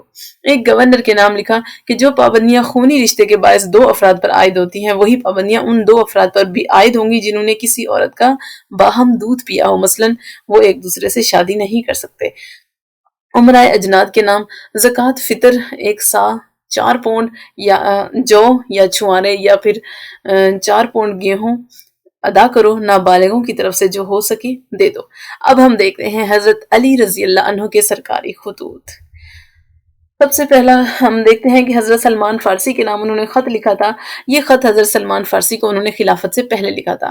وہ لکھتے ہیں کہ بلا شبہ دنیا ایک سانپ کی طرح ہے جو چھونے سے تو نرم معلوم ہوتا ہے لیکن اس کی تباہ کاری سخت ہوتی ہے، لہٰذا دنیا کی جو چیز تمہیں لبھائے اس سے اس کی ناپائیداری کی بنا پر اعراض کرو، اور تم ایسے بنو کہ جو کچھ بھی دنیا میں ہے اس سے مانوس تو رہو لیکن جو کچھ دنیا کے حصول کے لیے ہو اس سے بہت زیادہ دور رہو، کیونکہ طالب دنیا جب کبھی خوشی حاصل کر کے مطمئن ہو تو وہ دنیا اسے ناخوشی کی طرف واپس کر دیتی ہے۔ جو پڑھے وہ سہو، لیکن دنیا سے دل نہ لگاؤ، کیونکہ دنیا میں مرغوب کے ساتھ ہی مکروہ بھی ہے۔ دوسرا خط انہوں نے اہل مصر کے نام لکھا تھا۔ جب حضرت عثمان شہید ہو گئے اور حضرت علی مسند خلافت پر رونق افروز ہوئے تو آپ نے قیس ابن سعد ابن عبادہ انصاری کو بلا کر فرمایا کہ تم مصر چلے جاؤ، میں نے تمہیں وہاں کا گورنر مقرر کیا ہے، اور مختلف قسم کی نصیحتیں فرمائی۔ قیس اپنے 7 ہمراہیوں سمیت مصر روانہ ہو گئے۔ مصر پہنچ کر ممبر پر بیٹھ کر امیر المومنین کا مکتوب گرامی جو ان کے ساتھ تھا منگا کر اہل مصر کے سامنے پڑھا۔ اس مکتوب کے کاتب عبداللہ بن رافع تھے۔ وہ یہ ہے، مکتوب یہ تھا کہ بسم اللہ الرحمن الرحیم، بندہ خدا امیر المومنین علی کی طرف سے ان مسلمانوں اور مومنوں کی طرف جنہیں یہ خط پہنچے، تم پر خدا کی سلامتی ہو۔ میں پہلے اس خدا کی حمد و ثنا بجا لاتا ہوں جس کے سوا کوئی معبود نہیں، اور اس کے رسول صلی اللہ علیہ وسلم پر درود بھیجتا ہوں۔ اس کے بعد اللہ عز و جل نے اسے بہترین کارسازی اور حسن تدبیر و تقدیر سے اپنے فرشتوں اور اپنے رسولوں کے لیے مذہب اسلام انتخاب فرمایا، اور وہی اسلام دے کر اپنے بندوں کے پاس اپنے رسول بھیجے، اور اس نے ان بندوں کو اسی مذہب سے مخصوص فرمایا اور یہ فضیلت عطا فرمائی کہ ان کی طرف محمد صلی اللہ علیہ وسلم کو بھیجا۔ آپ نے لوگوں کو کتاب اللہ، حکمت، فرائض اور سنت کی تعلیم دی تاکہ وہ ہدایت یاب ہوں، انہیں متحد کیا تاکہ ان میں افتراق نہ ہو، انہیں نکھارا تاکہ وہ صاف اور پاکیزہ ہو جائیں، ان میں نرمی پیدا کی تاکہ وہ ظلم و جور نہ کریں۔ پھر جب آپ اپنا کام ختم کر چکے تو اللہ تعالیٰ نے آپ کو دنیا سے اٹھا لیا، آپ پر خدا کی رحمتیں اور برکتیں نازل ہوں۔ پھر آپ کے بعد مسلمانوں نے 2 نیک امیروں کو آپ کا جانشین مقرر کیا جنہوں نے اللہ تعالیٰ کی کتاب اور اس کے رسول کی سنت پر عمل کیا، اچھی خصلت اختیار کی اور سنت سے تجاوز نہ کیا۔ پھر اللہ تعالیٰ نے ان دونوں کو بھی اٹھا لیا، اللہ تعالیٰ ان دونوں سے راضی ہو۔ ان کے بعد ایک ایسے صاحب خلیفہ بنے جنہوں نے نئی نئی باتیں نکالی، اس پر ان کو کہنے کا موقع ملا، لہٰذا انہوں نے کہا، ان میں عیب نکالے اور انہیں بدل ڈالا۔ پھر لوگ میرے پاس آئے اور میری بیعت کر لی، لہٰذا میں خدا عز و جل سے ہدایت کا طالب ہوں اور تقوی پر قائم رہنے کے لیے اس کی امداد کا ملتجی۔ دیکھو تمہارے معاملات میں ہم پر لازم ہے کہ حق تعالیٰ کی کتاب اور اس کے رسول صلی اللہ علیہ وسلم کی سنت پر عمل کریں، اور تم پر جو اللہ تعالیٰ کے حقوق ہیں ان کی ادائیگی اور اس کے رسول صلی اللہ علیہ وسلم کی سنت کی اجرا کی کوشش کریں۔ نیز تمہاری غائبانہ خیر خواہی ہم پر واجب ہے، اور اللہ تعالیٰ ہی مدد دینے کے لائق ہے، اور وہی ہمیں کافی اور وہی اچھا کارساز ہے۔ میں نے قیس ابن سعد ابن عبادہ کو امیر بنا کر تمہارے پاس بھیجا ہے، لہٰذا تم ان کو مدد بہم پہنچاؤ، ان کی مدد کرو اور حق میں انہیں امداد دو۔ میں نے ان سے بھی کہہ دیا ہے کہ وہ تمہارے بھلے ماسوں کے ساتھ حسن سلوک سے اور ورگلانے والوں کے ساتھ سختی سے پیش آئیں، اور تمہارے خاص و عام سب لوگوں سے نرمی کا برتاؤ کریں۔ یہ ان لوگوں میں ہیں جن کے رویے سے راضی ہوں اور جن کی ذات سے مجھے بھلائی اور خیر خواہی کی امید ہے۔ میں اپنے اور تمہارے دونوں کے لیے اللہ تعالیٰ سے پاکیزہ عمل، حسن ثواب اور وسیع رحمت کا مستدعی ہوں۔ خدا تمہیں سلامت رکھے اور تم پر رحمت و برکت نازل فرمائے۔ تیسرا خط انہوں نے حضرت معاویہ کے نام لکھا تھا۔ جب حضرت علی کی خلافت کی بیعت کر لی گئی تو آپ نے خطبہ دیا، پھر اپنے مکان میں تشریف لے گئے۔ اس وقت حضرت مغیرہ بن شعبہ آپ کے پاس آئے اور کہا کہ امیر المومنین، میں آپ کو کچھ نصیحت کرنا چاہتا ہوں۔ آپ نے فرمایا کیا؟ تو حضرت مغیرہ نے کہا کہ اگر آپ اپنی خلافت کا استحکام چاہتے ہیں تو طلحہ ابن عبداللہ کو کوفے کا، زبیر ابن لوام کو بصرے کا گورنر بنا دیجیے، اور معاویہ ابن ابی سفیان کو شام کا بدستور گورنر رہنے دیجیے تاکہ ان پر آپ کی اطاعت لازم ہو جائے اور وہ آپ کے تابع ہو جائیں۔ ہاں، جس وقت آپ کی خلافت مستحکم ہو جائے تو آپ کو اختیار ہے، جسے چاہیں معزول کر دیں، جسے چاہیں برقرار رکھیں۔ حضرت علی نے فرمایا کہ طلحہ اور زبیر کے معاملے میں تو میں جلد غور کروں گا۔ معاویہ تو بخدا ان کے متعلق میرا قطعی فیصلہ یہ ہے کہ خدا مجھے وہ دن نہ دکھائے کہ میں اپنے کسی معاملے میں ان سے مدد لوں۔ البتہ میں انہیں اپنی بیعت کی دعوت دیتا ہوں، اگر انہوں نے قبول کر لی تو ٹھیک ہے، ورنہ میں ان سے جنگ کروں گا۔ یہ سن کر حضرت مغیرہ خفا ہو کر اٹھ گئے۔ حضرت علی نے حضرت معاویہ کو اپنے امیر منشی عبداللہ ابن رافع سے یہ خط لکھوایا کہ بسم اللہ الرحمن الرحیم، امیر المومنین علی کی طرف سے معاویہ کے نام۔ اما بعد، اگر عثمان خلافت کے حقدار اور رسول اللہ صلی اللہ علیہ وسلم کے رشتہ دار تھے تو میں بھی خلافت کا حقدار اور رسول اللہ صلی اللہ علیہ وسلم کا رشتہ دار ہوں۔ دیکھو، اللہ تعالیٰ نے مہاجرین اور انصار کو مشترک رائے سے مجھے خلیفہ بنایا ہے، اور یہ بھی سمجھ لو کہ رائے، عمل اور پسندیدگی اور ناپسندیدگی میں عام لوگ انہی کی پیروی کرتے ہیں، لہٰذا تمہیں چاہیے کہ فوراً میرے پاس حاضر ہو جاؤ، کیونکہ میں نے تمام گورنروں کو طلب کیا ہے تاکہ ان سے اپنی خلافت اور فرمانبرداری کا اقرار لوں، اور جو بار میری گردن پر آ پڑا ہے ان کی گردن پر بھی ڈالوں، اور یہ ذمہ داری وہ ہے جس سے میں نے اپنے دین اور امانت داری کو خریدا ہے، اور جسے قبول کیے بغیر میرے لیے کوئی چارہ کار نہ تھا۔ بس اس خط کو دیکھتے ہی تم انشاءاللہ اپنے بلند مرتبہ رفقا کے ساتھ میرے پاس چلے آؤ۔ چوتھا خط بھی انہوں نے حضرت امیر معاویہ کے نام لکھا تھا۔ راوی نے کہا کہ جب حضرت معاویہ کو حضرت علی کا یہ خط ملا تو انہوں نے ایک خط آپ کو لکھا جس میں اپنے فضائل تحریر کیے۔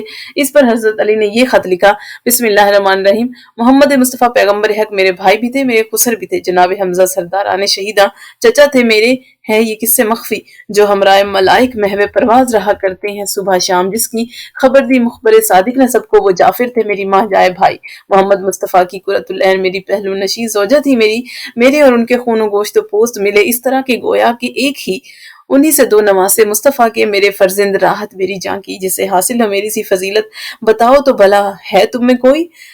نہیں اسلام لایا تم سے پہلے تھا بچہ ہی نہ آئی تھی جوانی، حبیب کبریا سے اور مجھ سے ہوئی جس روز قائم رشتہ داری، اسی دن سے انہوں نے فرض کے مثل اطاعت میری واجب تم پہ کی تھی، یہ یاد رکھو کہ افسوس اس پر خرابی واسطے اس کے تباہی جو میدان قیامت میں ہو حاضر عداوت سے ہو وہ منسوب میری۔ جو پانچواں خط حضرت معاویہ کے نام تھا۔ حضرت معاویہ نے حضرت علی کو ایک سخت خط لکھا، اس کے جواب میں آپ نے انہیں یہ خط لکھا کہ بسم اللہ الرحمن الرحیم، اما بعد، اے معاویہ، میں ہی تمہارے نانا، ماموں اور بھائی کا قاتل ہوں، میں نے جس تلوار سے انہیں قتل کیا تھا وہ اب بھی میرے پاس موجود ہے، میں نے نہ اپنی تلوار کسی دوسری تلوار سے بدلی ہے، نہ اپنے رب کو کسی دوسرے رب سے بدلا ہے، اور نہ اپنے نبی کو کسی دوسرے نبی سے بدلا، اب تم جو چاہو دیکھو انشاءاللہ تم مجھے ایک بہادر سپاہی پاؤ گے، میں ہر گمراہ سرکش سے مقابلہ کرنے کو تیار ہوں۔ چھٹا خط بھی حضرت معاویہ کے نام تھا کہ بندہ خدا بسم اللہ الرحمن الرحیم، بندہ خدا علی امیر المومنین کی طرف سے معاویہ ابن ابی سفیان کے نام، راہ ہدایت پر چلنے والوں پر خدا کی سلامتی ہو، میں اس خدا کی تعریف بجا لاتا ہوں جس کے سوا کوئی دوسرا معبود نہیں، اما بعد، تم زمانے کا دور، اس کی رفتار اور اہل زمانہ پر اس کے تصرفات اور ان سے ان کی ناموافقت خوب دیکھ چکے ہو، دنیا کا سب سے اچھا کسب وہی ہے جو نیک لوگوں کو تقویٰ کی صورت میں حاصل ہو، اور جو شخص دنیا کو آخرت پر قیاس کرے گا وہ ان دونوں میں سے بہت بودھ پائے گا۔ معاویہ تم یہ خوب سمجھ لو کہ تم ایسی بات کے دعوے دار ہوئے ہو جس کے نہ تم پہلے اہل تھے اور نہ اب حقدار ہو، اب تم اس سلسلے میں کوئی ایسی واضح بات نہیں کہہ سکتے جس کا اثر معروف ہو یا اس کا کوئی شاہد ہو، تم نہ کتاب اللہ کی کسی آیت سے متعلق ہو اور نہ رسول اللہ صلی اللہ علیہ وسلم کے کسی معاہدے سے، بھلا تم اس وقت کیا کرو گے جب تمہارا یہ دنیوی لبادہ اتر جائے گا جس کی زینت پر تم منتوں ہو چکے ہو، اس کی لذات کی طرف مائل ہو چکے ہو، اور جس میں تمہارے اور تمہارے دشمن شیطان کے مابین راستہ کھل چکا ہے، حالانکہ وہ دشمن شدید گمراہ کن، مہلک اور فنا کرنے والا ہے، اور وہ تمہارے نفس میں قدم جما چکا ہے، اس نے تمہیں دعوت دی اور تم نے قبول کر لی، اس نے تمہیں جدھر چلایا تم ادھر چل دیے، اور جو حکم دیا تم نے اس کی تعمیل کی، دیکھو اس کام سے دستکش ہو جاؤ اور حساب کی فکر کرو، کیونکہ عنقریب تم ایسی جگہ کھڑے کیے جاؤ گے جہاں تمہیں کوئی سپر تمہیں کام نہیں دے گی۔ اے معاویہ ذرا سوچو، تم امت مسلمہ کے سردار یا حکومت اسلامی کے سربراہ کس دن رہے، نہ تو اپنی قوم پر تمہیں کوئی سابقہ خوبی حاصل ہے، نہ کوئی قدیمی شرف، لہٰذا نیند سے بیدار ہو جاؤ، اپنے خالق کی طرف رجوع کرو اور اس مصیبت کے لیے تیاری کرو جو عنقریب تم پر نازل ہونے والی ہے، یعنی حساب آخرت، اور اپنے دشمن شیطان کو اپنے اوپر مسلط نہ کرو جس کی بغاوت تم میں بھی پیدا ہو گئی ہے۔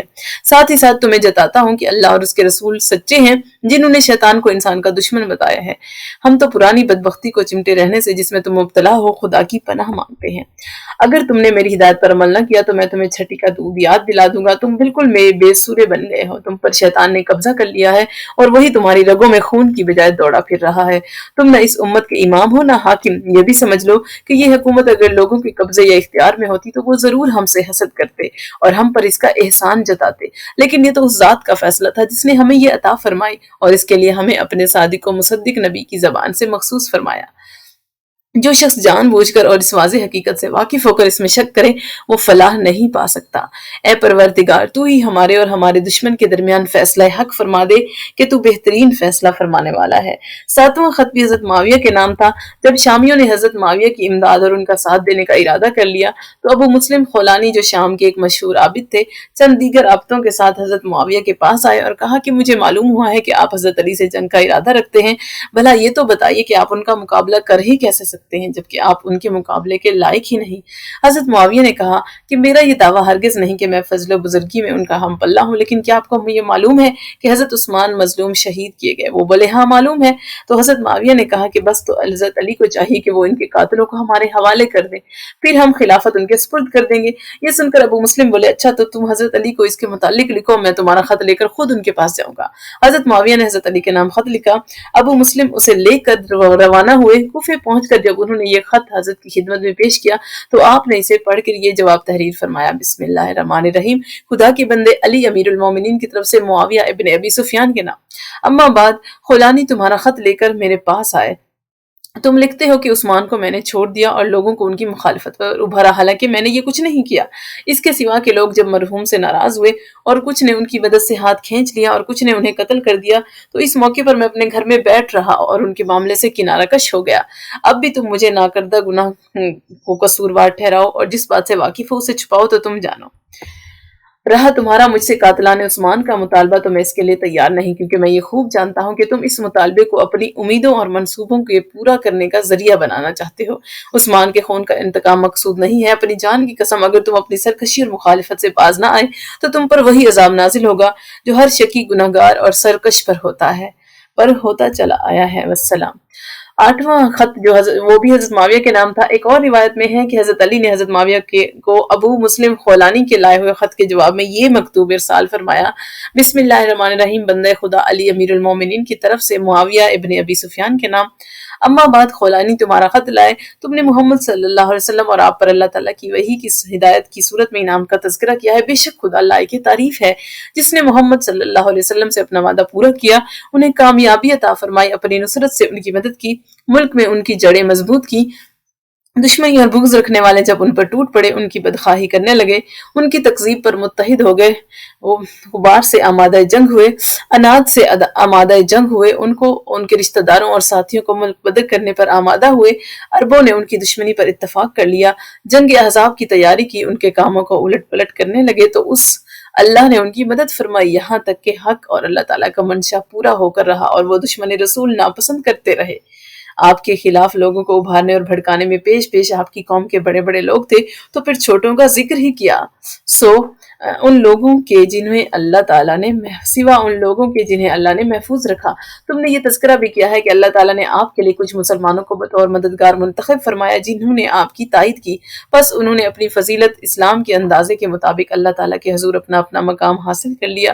تمہارے گمان میں اسلامی فضیلت اور خدا اور رسول کی خیرخواہی میں سب سے افضل خلیفہ حضرت ابوبکر اور خلیفہ حضرت عمر تھے۔ میں قسمیہ کہتا ہوں کہ بے شک اسلام میں ان کا مقام بہت بلند ہے اور ان کی وفات سے اسلام کو ایک بڑا زخم آیا ہے۔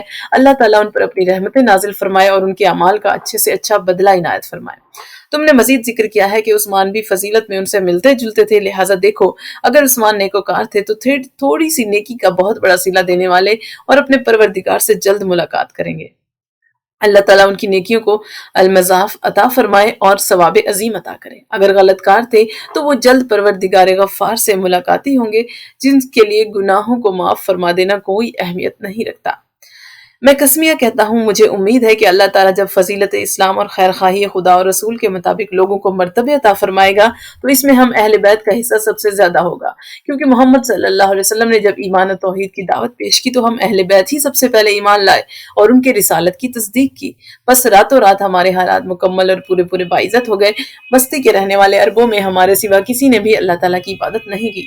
یہ دیکھ کر ہماری قوم نے چاہا کہ ہمارے نبی کو قتل کر دے اور ہماری جڑیں اکھاڑ پھینکے، لہٰذا ہمارے خلاف بڑے بڑے منصوبے بنائے اور بڑے سخت اقدامات کیے۔ انہوں نے ہمیں چلنے پھرنے سے روکا، یعنی نظر بند کیا، ہماری معاشی سہولتیں بند کی، ہم پر مستقل خوف طاری کر دیا، ہم پر جاسوس اور نگران مقرر کیے، ہمیں چٹیل پہاڑ کی طرف چلا جانے پر مجبور کیا، ہمارے خلاف جنگ کی آگ بھڑکائی اور آپس میں تحریری معاہدہ کیا کہ ہمیں نہ کوئی کھانے پینے کو دے، نہ ہم سے شادی بیاہ کرے، نہ خرید و فروخت کرے اور نہ ہمیں کوئی پناہ دے، تاکہ ہم رسول اللہ صلی اللہ علیہ وسلم کو ان کے حوالے کر دیں اور وہ آپ کو قتل کر کے مسلح کر دیں۔ ہمیں امن صرف جنگ کے زمانے میں ملتا تھا، مگر اللہ تعالیٰ نے ہمیں ہمت دی کہ ان رات دن کے خطرات سے ہم رسول اللہ صلی اللہ علیہ وسلم کو بچائیں، آپ کی طرف سے مدافعت کریں، آپ کی حرمت کی خاطر تیر چلائیں اور آپ کی حمایت میں تلوار اٹھائیں۔ اس کام میں ہمارے مومنین کا مقصد حصول اجر اور کافروں کا حمایت خاندان تھا۔ لیکن یہ بھی واضح رہے کہ اس وقت قریش میں سے جو ایمان لے آئے تھے وہ ان مصائب سے جن میں ہم مبتلا تھے بالکل محفوظ تھے، کیونکہ ان میں سے بعض وہ لوگ تھے جن کی حفاظت کا معاہدہ ہو چکا تھا اور بعض ایسے قبائل سے تعلق رکھتے تھے جو ان کے محافظ تھے، لہٰذا یہ لوگ اس بربادی اور ہلاکت سے محفوظ رہے جس میں ہم مبتلا تھے اور اس میں اللہ تعالیٰ کی مشیت کو بڑا دخل تھا۔ پھر اللہ تعالیٰ نے اپنے رسول کو ہجرت کا حکم دیا اور اس کے بعد مشرکین سے جنگ کی اجازت دے دی، جس میں حضور صلی اللہ علیہ وسلم کا طریقہ یہ تھا کہ جب لڑائی شدت اختیار کر جاتی اور لوگ بچنے لگتے اور بازر طلبی کی جاتی تو آپ اپنے گھر والوں کو آگے بڑھا کر اپنے دوسرے ساتھیوں کو تیروں اور تلواروں سے محفوظ فرما لیتے تھے۔ چنانچہ عبیدہ ابن حارث جنگ بدر میں، حمزہ جنگ احد میں اور جعفر و زید جنگ موطا میں شہید ہوئے۔ اور چاہو تو میں ایک اور شخص کا نام بھی لوں، مراد اپنی ذات ہے، جس نے ان شہداء کی طرح رسول اللہ صلی اللہ علیہ وسلم کے ساتھ کئی بار شہادت حاصل کرنے کا ارادہ کیا، لیکن ان شہداء کی موت نے جلدی کی اور ان کی موت نے مہلت دی، اور ان لوگوں کی نیکی اختیار کرنے میں صرف اللہ تعالیٰ کے احسان و کرم کو دخل تھا۔ پھر نہ کوئی شخص میرے سننے میں آیا، نہ دیکھنے میں، جو ان حضرات سے زیادہ، جن کے نام میں نے تمہیں بتائے، اللہ اور اس کے رسول کی اطاعت میں مخلص ہو۔ سختی، خوشحالی، تنگی، جنگ اور دیگر مقامات خطر میں رسول اللہ کے ساتھ رہنے کو ان سے زیادہ برداشت کیا ہو۔ مہاجرین میں اور بھی بہت سے شعراء آفاق خوبیاں ہیں، اللہ تعالیٰ ان کے اعمال صالحہ کا بہترین اجر عطا فرمائے۔ اب زمانے کی نرنگی دیکھو، میرے مقابلے میں وہ آ رہا ہے جو نہ میری طرح پیش رو ہے، نہ اسے میری سی وہ سبقت حاصل ہے جو میرے سوا کسی کو بھی حاصل نہیں۔ یہ اور بات ہے کہ کوئی مدعی وہ دعویٰ کر بیٹھے جس سے نہ میں واقف ہوں، نہ میرے خیال میں خدا ہی واقف ہوگا۔ ہر حال میں اللہ کی تعریف واجب ہے۔ پھر تم نے خلفاء سے میرے حسد، ان کی طرف میرے دیر سے بڑھنے اور بغاوت کرنے کا تذکرہ کیا ہے۔ بغاوت سے تو میں خدا کی پناہ مانگتا ہوں کہ میں نے ہرگز نہیں کی۔ رہی میری تاخیر اور ان کی حکومت کو ناپسند کرنا، تو مجھے لوگوں سے اس کی معذرت کی ضرورت نہیں، کیونکہ اللہ تعالیٰ نے اس کا فیصلہ تو رسول اللہ صلی اللہ علیہ وسلم کو دنیا سے اٹھاتے وقت ہی کر دیا تھا۔ یعنی جب قریش نے کہا تھا کہ ہم میں سے ہو، کہ امیر ہم میں سے ہو، اور انصار نے کہا کہ ہم میں سے، تو قریش نے اپنے دعوے کی یہ دلیل پیش کی کہ چونکہ محمد صلی اللہ علیہ وسلم ہم میں سے تھے، اس لیے ہم زیادہ حقدار ہیں کہ امیر ہم میں سے ہو۔ یہ بات دلیل انصار کی سمجھ میں آ گئی اور انہوں نے ولایت اور حکومت مہاجرین کے حوالے کر دی۔ لہٰذا جب ان لوگوں نے انصار کے مقابلے میں استحقاق خلافت تعلق محمدی کی بنا پر قائم کر لیا، تو ظاہر ہے کہ جس کا تعلق محمد صلی اللہ علیہ وسلم سے زیادہ ہوگا وہ اس خلافت کا مستحق بھی زیادہ ہوگا، اور اگر یہ اصول نہ ہو تو پھر اپنی اکثریت کی بنا پر انصار زیادہ حقدار تھے۔ اب مجھے نہیں معلوم کہ میرے ساتھی مہاجرین سے بری ہیں کہ انہوں نے میرا حق لیا یا انصار پر ظلم کیا، لیکن نہیں، میں نے سمجھ لیا ہے کہ میرا ہی حق چھینا ہے، اور میں نے حسبتاً للہ ان کے حق میں اپنا حق چھوڑ دیا۔ اللہ تعالیٰ انہیں معاف فرمائے۔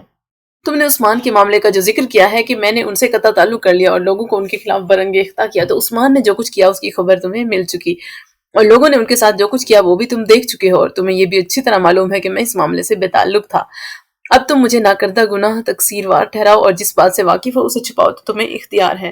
تم نے قاتلان عثمان کے بارے میں جو لکھا ہے تو میں اس معاملے پر نظر ڈالی اور بہت غور و خوض کیا، لیکن مجھے ان قاتلوں کو تمہارے یا تمہارے علاوہ کسی دوسرے کے سپرد کر دینے کی کوئی گنجائش نظر نہیں آتی۔ دیکھو، اب میں قسم کھا کے کہتا ہوں، اگر تم اپنی سرکشی اور نافرمانی سے باز نہ آئے تو بہت جلد ان سے متعارف ہو جاؤ گے جنہیں تلاش کر رہے ہو، اور جو تمہیں نہ خشکی میں تلاش کی تکلیف دیں گے، نہ تری میں، نہ پہاڑ پر اور نہ سطح عرض پر۔ میری فوج خود تمہارے مقابلے میں آ جائے گی، تمہیں نکلنے کی ضرورت نہ ہوگی، لیکن یہ ضرور ہے کہ اس تلاش کی کامیابی تمہیں ناگوار ہوگی اور ان ملنے والوں کی ملاقات تمہیں خوش نہیں کرے گی۔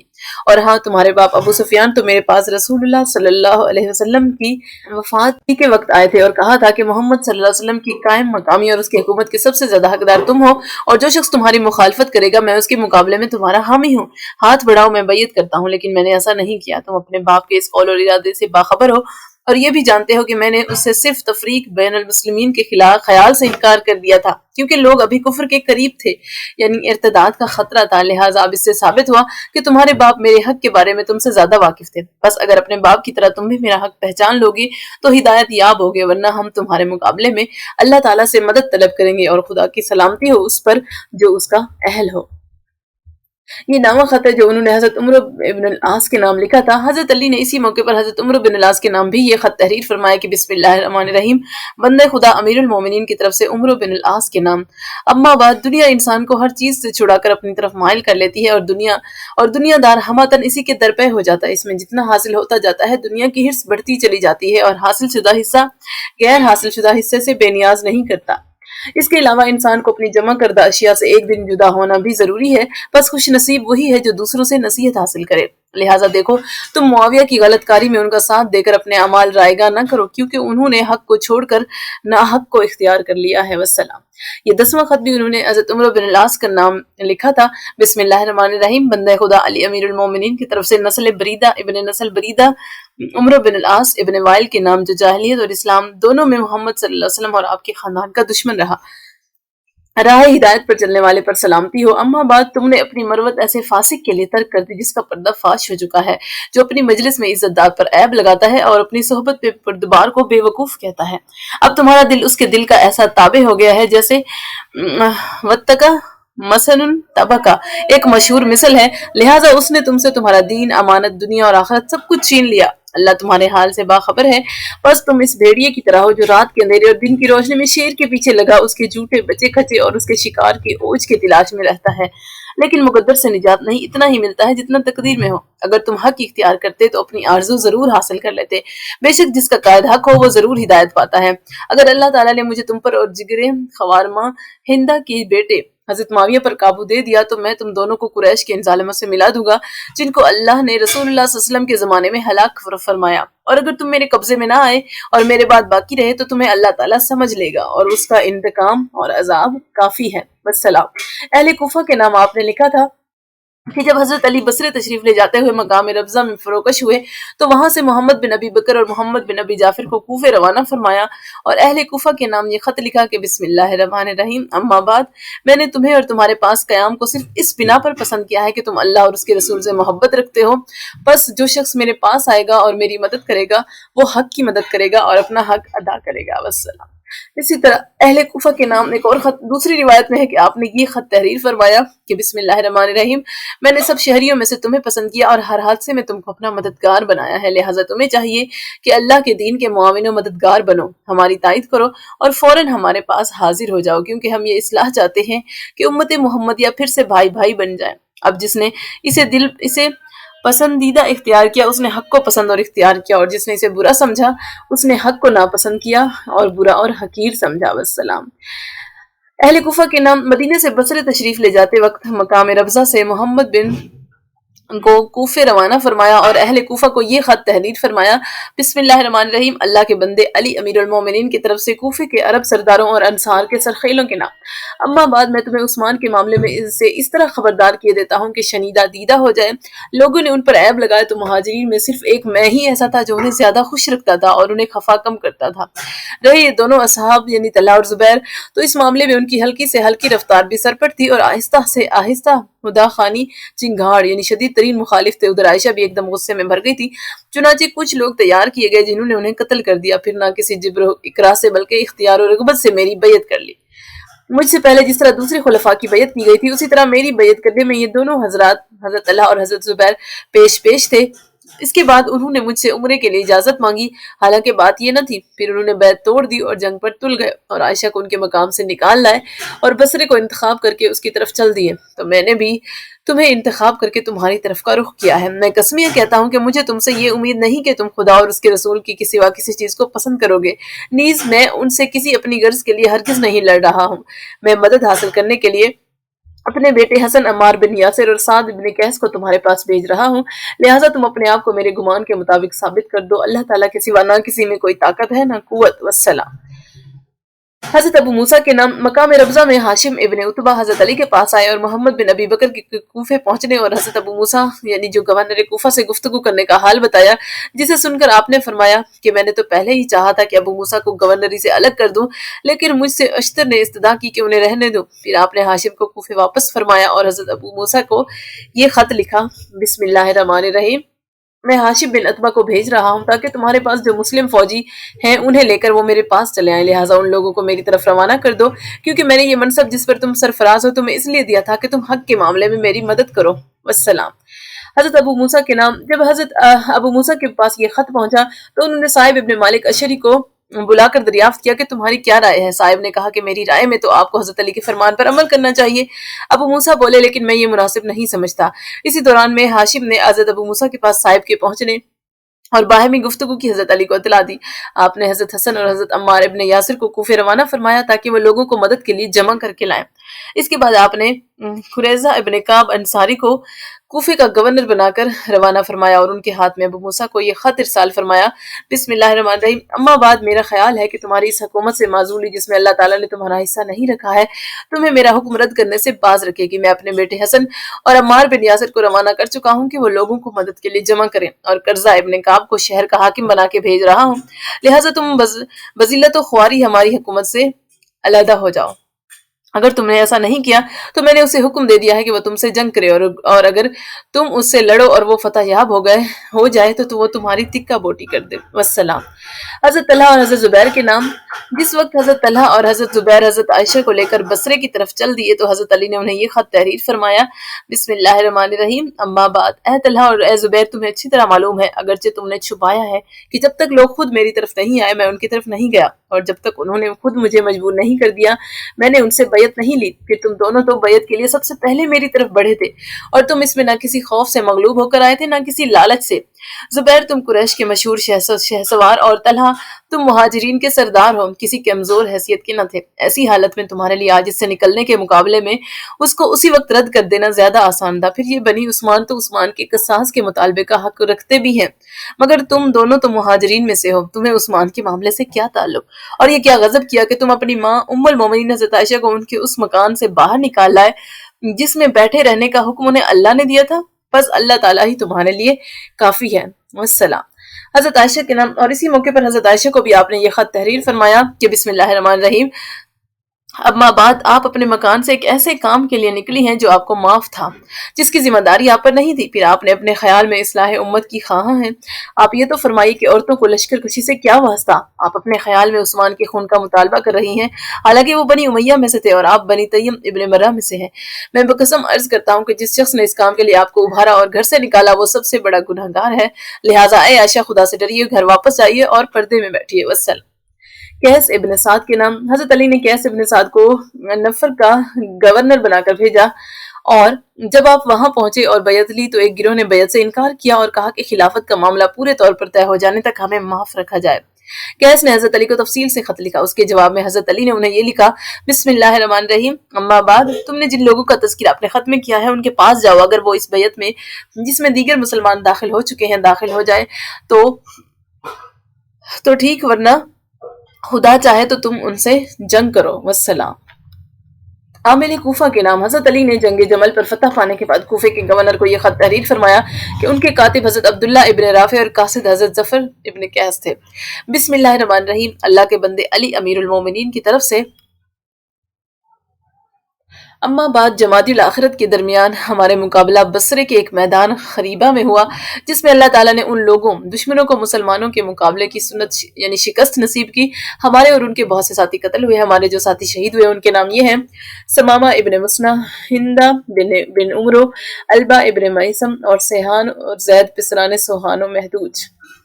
حضرت معاویہ کے نام۔ جب لوگوں نے حضرت معاویہ سے خلافت کی بیعت کر لی اور ان کی حکومت قائم ہو گئی تو انہوں نے حضرت علی کو ایک خط لکھا جس کا جواب آپ نے یہ دیا: بسم اللہ الرحمن الرحیم، اما بعد، امور مملکت کا اندازہ اس شخص کی طرح کرو جو لشکر پر نہیں اپنی ذات پر نگاہ رکھتا اور بےہودہ کوئی نہ کرتا ہو۔ تم اپنے آپ کو دیکھو، اپنی فوج پر نظر کرو اور بےہودہ باتیں منہ سے نہ نکالو۔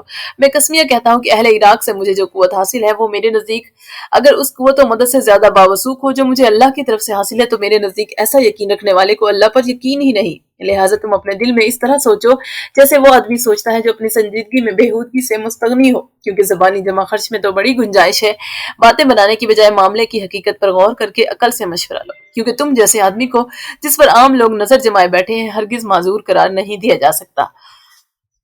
رہا تمہارا یہ ذکر کرنا کہ ہم اور تم دست و بازو یعنی قوت مجتمع تھے، تو بے شک ہم ایسے ہی تھے جیسا تم نے ذکر کیا، لیکن ہمارے تمہارے درمیان اس طرح تفریق ہو گئی کہ اللہ نے اپنا رسول ہم میں سے مبعوث فرما دیا تو ہم اس پر ایمان لائے، اور تم نے اسے نہ مانا تو ہم مومن ہو گئے اور تم کافر رہے۔ پھر تمہارے گمان میں طلحہ اور زبیر کو میں نے قتل کیا ہے تو یہ تمہاری غیر حاضری کی بات ہے، تم موجود نہیں تھے۔ اگر تم موجود ہوتے تو حقیقت حال سے باخبر ہوتے، لہٰذا یہ تم پر اس کی ذمہ داری حق باز پر ہے، نہ اس معاملے میں تمہارے سامنے کوئی عذر پیش کرنے کی ضرورت۔ نیز تم نے گمان کیا ہے کہ تم مہاجرین میں شامل ہو کر مجھ سے ملو گے، تو تمہارا بھائی یزید ابن ابی سفیان جس وقت قید ہوا، ہجرت تو اسی وقت ختم ہو چکی تھی، تمہارے ساتھیوں میں مہاجرین ہیں ہی کہاں؟ تمہارے ساتھی تو طلقاء فتح مکہ کے وقت ازراہ کرم چھوڑے ہوئے لوگ ہیں، یا فتح مکہ کے بعد اسلام لانے والے، اور حضور صلی اللہ علیہ وسلم کے ارشاد کے مطابق فتح مکہ کے بعد ہجرت ختم ہو چکی تھی، اور اگر تمہارے اندر کچھ جلدی ہے تو اسے رہنے ہی دو، اور اگر میں تم سے ملا تو مناسب تو یہی ہوگا کہ اللہ تعالیٰ مجھے تم سے بدلہ لینے کے لیے تمہارے پاس بھیجے۔ والسلام۔ اچھا، اب ہم دیکھتے ہیں کہ طلقاء سے مراد کون سے لوگ ہیں۔ یہ وہ لوگ ہیں جو فتح مکہ کے موقع پر قید کر کے رسول اللہ صلی اللہ علیہ وسلم کے سامنے پیش کیے گئے، تو آپ نے ان سے دریافت کیا کہ میں تمہارے ساتھ کیسا سلوک کرنے والا ہوں۔ یہ لوگ بولے کہ آپ کریم ابن کریم ہے، اس لیے ہمیں کرم ہی کی توقع ہے۔ یہ سن کر آپ صلی اللہ علیہ وسلم نے ارشاد فرمایا اذهبوا فانتم طلقاء، یعنی جاؤ تم آزاد ہو۔ اسی وقت سے یہ لوگ طلقاء کہلائے جانے لگے۔ طلقاء کا مفرد طلیق ہے۔ اس طرز عمل کا نتیجہ یہ ہوا کہ یہ لوگ ایمان لے آئے۔ انہی 9 مسلموں میں سے حضرت معاویہ بھی تھے۔ یہ خط بھی حضرت معاویہ کے نام ہے۔ ابن قتیبہ نے روایت کیا ہے کہ حضرت علی جب جنگ جمل سے فارغ ہو گئے اور عراقیوں نے آپ کی بیعت کر لی اور آپ کی حکومت قائم ہو گئی، تو آپ نے حضرت معاویہ کو یہ خط تحریر فرمایا، بسم اللہ الرحمن الرحیم، اما بعد، دیکھو ازلی فیصلہ اور حکم نافذ آسمان سے اترتا اور بارش کی طرح برستا ہے۔ اللہ تعالیٰ کے احکام نافذ اور اس کی مشیت پوری ہو کر رہتی ہے۔ اس میں نہ مخلوق کی پسند کا دخل ہوتا ہے، نہ اولاد آدم کی رضامندی کا۔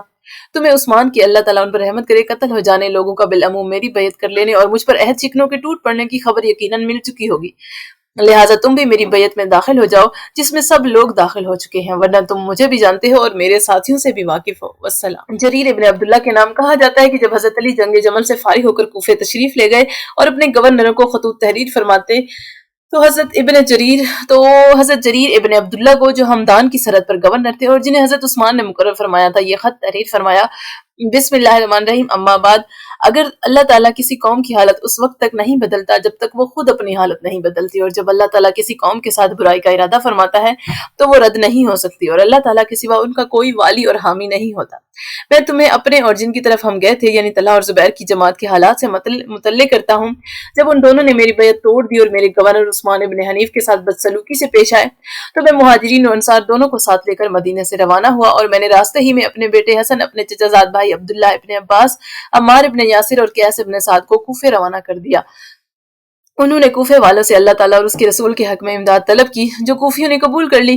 میں ان کے سب کے ساتھ چلا، یہاں تک کہ میں نے بصرے کے سامنے لشکر اتار دیا، غلطیوں سے درگزر کی اور بیعت کا مطالبہ کیا، لیکن انہوں نے لڑائی کے سوا ہر بات سے انکار ہی کیا۔ مجبوراً میں نے بھی اللہ تعالیٰ سے ان کے خلاف امداد طلب کی، پھر جو قتل ہوئے، باقی منہ پھیر کر اپنے شہر کی طرف بھاگ نکلے۔ پھر انہوں نے مجھ سے اسی عمل کی استدعا کی جس کی میں خود انہیں لڑائی سے پہلے دعوت دیتا رہا تھا، لہٰذا میں نے عافیت پسند کی اور ان پر سے تلوار اٹھا لی۔ پھر عبداللہ ابن عباس کو ان پر حاکم مقرر کر کے کوفہ چلا آیا۔ میں تمہارے پاس ظفر ابن قیس کو بھیج رہا ہوں، ان سے جو چاہو دریافت کر لو۔ والسلام۔ حضرت اشعث ابن قیس کے نام۔ حضرت علی نے یہ خط حضرت اشعث ابن قیس کو زیاد ابن کعب کے ہاتھ بھیجا۔ اس وقت حضرت اشعث آذربائیجان کے گورنر تھے جنہیں حضرت عثمان نے مقرر فرمایا تھا۔ بسم اللہ الرحمن الرحیم، اما بعد، اگر تم میں کچھ برائیاں نہ ہوتی تو تم حکومت میں سب لوگوں سے آگے ہوتے، بس اگر اب بھی تم خدا سے ڈرو تو ممکن ہے کہ کوئی نئی صورت پیدا ہو جائے۔ دیکھو لوگوں نے جو میری بیعت کی ہے تو اس کی اطلاع تم کو مل چکی ہوگی۔ طلحہ اور زبیر نے سب سے پہلے میری بیعت کی، پھر بغیر کسی نئی بات کے توڑ دی اور ام المومنین کو لے کر بصرے کی طرف چل دیے، لہٰذا میں مہاجرین و انصار کی میت میں ان سے ملا اور انہیں اس امر یعنی بیعت کی طرف واپس بلانے کی کوشش کی جس سے وہ نکل چکے تھے، لیکن وہ نہ مانے۔ پھر میں نے دعوت میں مبالغہ کیا اور نہایت حسن خوبی سے اسے جاری رکھا۔ اشعث، دیکھو تمہاری حکومت تمہارا کھاجہ نہیں ہے بلکہ وہ ایک امانت ہے جس کا بار تمہاری گردن پر ہے، اور یہ ساری دولت خدا کی ہے۔ تم تو میری طرف سے اس وقت تک اس کے خزانچی ہو جب تک اسے میرے سپرد نہ کر دو۔ انشاءاللہ تعالیٰ نیز مجھے توقع ہے کہ میں تمہارے لیے برا حاکم ثابت نہیں ہوں گا۔ والسلام۔ حضرت معاویہ کے نام۔ جب حضرت جریر حضرت علی کی خدمت میں آئے تو آپ نے فرمایا، جریر، تم میرا خط لے کر معاویہ کے پاس جاؤ اور تمہارے متعلق جو میری رائے ہے اسے صحیح کر دکھاؤ۔ دیکھو اس وقت میرے پاس رسول اللہ کے بہت سے صحابی، مہاجرین، بدرین اور عقبتین موجود ہیں، لیکن اس کام کے لیے ان میں سے میں تمہیں انتخاب کر رہا ہوں، جس کی وجہ صرف رسول اللہ صلی اللہ علیہ وسلم کا یہ ارشاد ہے کہ یمنیوں میں جریر سب سے بہتر ہے، لہٰذا تمہیں چاہیے کہ میرا خط معاویہ کے پاس لے جاؤ۔ اگر وہاں مسلمانوں کی طرح وہ بھی میری بیعت کر لیں تو خیر، ورنہ انہیں جنگ کا پیغام دے دینا اور یہ بھی بتا دینا کہ نہ میں ہی ان کی عمارت پر راضی ہوں، نہ عام مسلمان ہی ان کی حاکمیت پر رضامند ہے۔ حضرت جریر نے کہا کہ مجھے یہ اچھا معلوم نہیں ہوتا کہ آپ کے فرمانے پر میں آپ کی اہانت سے باز رہوں، حالانکہ مجھے معاویہ سے آپ کے لیے کسی بھلائی کی امید نہیں، آئندہ جو اللہ تعالیٰ چاہے گا وہ کرے گا۔ وہ خط یہ تھا، بسم اللہ الرحمن الرحیم، اما بعد، اے معاویہ، اگرچہ تم شام میں تھے لیکن میری بیعت مدینے میں تم پر لازم آ گئی تھی، کیونکہ میرے ہاتھ پر انہی لوگوں نے بیعت کی تھی جنہوں نے ابو بکر، عمر اور عثمان کے ہاتھ پر بیعت کی تھی، اور یہ بیعت بھی اسی خلافت پر تھی جس پر یہ لوگ پہلے خلفاء کی بیعت کر چکے تھے۔ اس کے بعد پھر نہ کسی حاضر کو کوئی اختیار باقی رہا، نہ کسی غائب کو حق استدراء، اور حقیقت میں شورا کا حق بھی مہاجرین و انصار ہی کا ہے۔ جب وہ کسی شخص پر اتفاق کر لیں اور امام بنا لیں تو اس کو خدا کی پسند اور رضا سمجھنا چاہیے۔ اس کے بعد اگر کوئی شخص ان کی جماعت سے نکل جاتا ہے تو اول تو اسے واپس لانے کی کوشش کرتے ہیں، لیکن اگر وہ واپسی سے انکار کر دے تو مسلمانوں کے خلاف چلنے کے جرم میں اس سے جنگ کرتے ہیں۔ اللہ تعالیٰ اس کی پسندیدہ چیز اسے عطا فرمائے گا اور اسے دوزخ میں جو بہت ہی بری جگہ ہے داخل فرمائے گا۔ معاویہ دیکھو، طلحہ اور زبیر نے پہلے تو مدینے میں میرے ہاتھ پر بیعت کی، پھر توڑ دی۔ ان کا یہ فعل ایک طرح کا ارتداد تھا۔ اس پر ہر طرح کی کوشش کے بعد مجھے ان سے لڑنا پڑا، جس میں حق بات ہو کر رہی اور اللہ تعالیٰ کا وہ حکم نافذ ہو کر رہا جسے وہ کسی طرح پسند نہیں کرتے تھے۔ مجھے فتح ہوئی اور میری خلافت قائم رہی۔ لہٰذا اب تمہیں بھی چاہیے کہ عام مسلمانوں کی طرح تم بھی میری بیعت میں آ جاؤ، کیونکہ تمہارے اور تمہارے ساتھیوں کے حق میں سب سے بہتر بات عافیت ہی ہے۔ یہ اور بات ہے کہ تم خود اپنے لیے مصیبت مول لے لو۔ اگر تم نے خود مصیبت مول لے لی ہے تو میں مجبوراً تم پر حملہ کر دوں گا اور تمہارے مقابلے میں اللہ تعالیٰ سے مدد مانگوں گا۔ مجھے معلوم ہوا ہے کہ تم عثمان کے قتل کے بارے میں بہت کچھ کہہ رہے ہو، تو دیکھو، پہلے تم بیعت کرو، پھر قوم کو لے کر مجھ سے فیصلہ کرانے کے لیے آؤ تو میں کتاب اللہ اور سنت رسول اللہ صلی اللہ علیہ وسلم کے مطابق تمہارا ان کا فیصلہ کر دوں گا۔ رہی وہ بات جس کا تم نے تہیہ کیا ہے، یعنی قصاص حضرت عثمان، تو یہ اس فریب کی طرح ہے جو بچے کو دودھ چھڑاتے وقت دیا جاتا ہے۔ میں دعوے سے کہتا ہوں کہ اگر تم خواہشات کے تحت نہیں بلکہ عقل سے غور کرو گے تو عثمان کے خون کے معاملے میں مجھے سب سے زیادہ بری پاؤ گے۔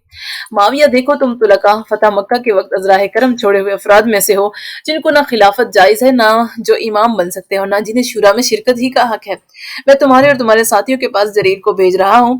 یہ صحابہ ایمان اور مہاجرین سابقین میں سے ہیں، لہٰذا اب بھی بیعت کر لو اور یاد رکھو کہ اللہ کے سوا کسی میں کوئی طاقت نہیں۔ والسلام۔ یہ خط ہے حضرت جریر کے نام۔ جب حضرت جریر، جنہیں حضرت علی نے سابقہ خط لے کر حضرت معاویہ کے پاس بھیجا تھا، 3 مہینے حضرت معاویہ کے پاس ٹھہرے رہے، اس پر حضرت علی نے انہیں یہ خط تحریر فرمایا: بسم اللہ الرحمن الرحیم، تم پر خدا کی سلامتی ہو، اما بعد تم میرا یہ خط ملتے ہی معاویہ کو صاف اور دو ٹوک فیصلے پر آمادہ کر دو اور کہہ دو کہ برباد کن جنگ اختیار کرتے ہو یا انفعال کے ساتھ صلح۔ اس پر اگر وہ جنگ پسند کریں تو جنگ کا اعلان کر دو۔ اللہ تعالیٰ خائن کو پسند نہیں فرماتا، اور صلح پسند کریں تو بیعت لے لو اور میرے پاس چلے آؤ۔ والسلام۔ آپ کا خط پہنچنے پر حضرت معاویہ حضرت جریر سے بولے کہ میری ایک رائے ہے۔ حضرت جریر نے پوچھا کیا؟ کہا میں علی کو لکھتا ہوں کہ وہ مصر اور شام میرے سپرد کر دیں اور اپنی وفات کے بعد کسی دوسرے کی بیعت کا بار میری گردن پر نہ ڈالیں، میں اس کے بدلے میں حکومت ان کے حوالے کر دوں اور ان کی خلافت تسلیم کر لوں۔ حضرت جریر نے کہا کہ آپ جو چاہیں لکھیں۔ حضرت معاویہ کی غرض مصر و شام کے مطالبے سے یہ تھی کہ مجھے علی کی بیعت نہ کرنا پڑے اور اپنے آپ کو اس معاملے سے نکال سکوں جس میں دوسرے لوگ داخل ہو چکے ہیں۔ لہٰذا حضرت معاویہ نے حضرت علی کو ہی یہی لکھ دیا۔ جب حضرت علی کے پاس حضرت معاویہ کا یہ خط پہنچا تو وہ سمجھ گئے کہ یہ حضرت معاویہ کی چال ہے، لہٰذا آپ نے حضرت جریر کو یہ خط تحریر فرمایا: بسم اللہ الرحمن الرحیم، اما بعد، مصر و شام طلب کرنے سے معاویہ کی غرض صرف یہ ہے کہ ان کی گردن میں میری بیعت کا قلادہ نہ ہو اور وہ منمانی کاروائیاں کریں، اور ان کا یہ بھی ارادہ معلوم ہوتا ہے کہ لے تو لال کر کے تمہیں تنگ کریں اور ٹالتے رہیں تاکہ اہل شام کی وفاداری کو جانچ لیں۔ اس کے متعلق تو جب میں مدینے میں تھا اسی وقت مغیرہ ابن شعبہ نے مجھے توجہ دلائی تھی کہ میں شام پر معاویہ کو گورنر رہنے دوں، اور میں نے انکار کر دیا تھا۔ خدا مجھے آئندہ بھی وہ دن نہ دکھائے کہ مجھے گمراہوں کو اپنا مددگار بنانا پڑے۔ لہٰذا اگر معاویہ تمہاری بیعت کر لیں تو خیر، ورنہ تم چلے آؤ۔ والسلام۔ حضرت عبداللہ ابن عباس۔ بسم اللہ الرحمن الرحیم، دیکھو، بصرہ شیطان کے اترنے اور فتنہ پھوٹنے کی جگہ ہے، لہٰذا تم اہل بصرہ سے حسن سلوک سے پیش آؤ اور ان کے دلوں سے خوف کی گرہ نکال دو۔ مجھے بنی تمیم پر تمہارے غصے اور سختی کی اطلاع ملی ہے۔ دیکھو، بنی تمیم وہ لوگ ہیں کہ ان کا کوئی ستارہ اس وقت تک غروب نہیں ہوتا جب تک دوسرا طلوع نہ ہو گیا ہو۔ انہوں نے نہ کبھی جاہلیت میں لڑائی میں پہل کی، نہ اسلام میں، پھر ان کا ہم سے بہت قریبی تعلق اور نزدیکی رشتہ بھی ہے۔ ہمیں ان کے ساتھ صلہ رحم پر اجر ملے گا اور قطع رحم پر گناہ ہوگا۔ لہٰذا اے ابن عباس، خدا تم پر رحم فرمائے، تم اپنی زبان اور ہاتھوں کے اچھے برے اعمال میں توقف اور احتیاط برتو، کیونکہ اس میں میری اور تمہاری ذمہ داری مشترک ہے، اور تم میرے گمان کے مطابق بنو اور میری رائے اپنے بارے میں غلط ثابت نہ ہونے دو۔ والسلام۔ زیاد اور شریح کے نام۔ جب حضرت علی دریائے فرات پر پہنچے تو آپ نے زیاد ابن نصر اور شریح ابن ہانی کو طلب فرمایا، اور وہ دونوں جس حال میں کوفے سے نکلے تھے اسی حال میں انہیں اپنے آگے حضرت معاویہ کی طرف روانہ کر دیا۔ وہ دونوں کوفے سے نکلے تو انہوں نے دریائے فرات کا کوفے سے ملنے والا کنارہ پکڑ لیا، یعنی فرات کے کنارے کنارے چل دیے۔ جب آنات کے موقع پر پہنچے تو انہیں اطلاع ملی کہ حضرت معاویہ اہل شام کا لشکر لے کر حضرت علی کے مقابلے کے لیے دمشق سے چل پڑے ہیں۔ یہ سن کر ان دونوں نے باہم مشورے سے فیصلہ کیا کہ ہمارے لیے یہ کسی طرح مناسب نہیں کہ اتنی قلیل تعداد میں معاویہ کے لشکر سے مٹ بھیڑ کر بیٹھے، لہٰذا دونوں پلٹ پڑے اور حضرت علی کو اس کی اطلاع دی۔ آپ نے فرمایا تم نے خوب کیا۔ پھر جناب آگے چل دیے۔ جب فرات کو عبور کر لیا تو آپ نے ان دونوں کو دوبارہ حضرت معاویہ کی طرف روانہ فرما دیا۔ چنانچہ جب وہ دونوں روم کی شہر پناہ پر پہنچے تو انہیں ابو اور سلمی اہل شام کی ایک ٹولی کے ساتھ ملا، تو انہوں نے حضرت علی کی خدمت میں عریضہ روانہ کیا، جس کا جواب آپ نے انہیں یہ لکھا: بسم اللہ الرحمن الرحیم اما بعد میں تم پر مالک کو حاکم مقرر کرتا ہوں، تم ان کی بات مانو اور ان کے حکم پر چلو، کیونکہ مالک وہ شخص ہے جن کی ذات سے مایوسیت کا خطرہ، نہ معصیت کا خطرہ ہے، نہ لغزش کا خوف، نہ جہاں تیزی مناسب احتیاط ہے وہاں سستی کا، اور جہاں آس کی موضوع ہے وہاں تیزی کا ڈر ہے۔ میں نے انہیں بھی وہی حکم دیا ہے جو تمہیں دیا تھا کہ جب تک قوم دشمن سے مل کر بیعت کی دعوت نہ دے لے اور اس میں ہر طرح کی کوشش نہ کر لیں، اس وقت تک ان سے جنگ شروع نہ کریں۔ والسلام۔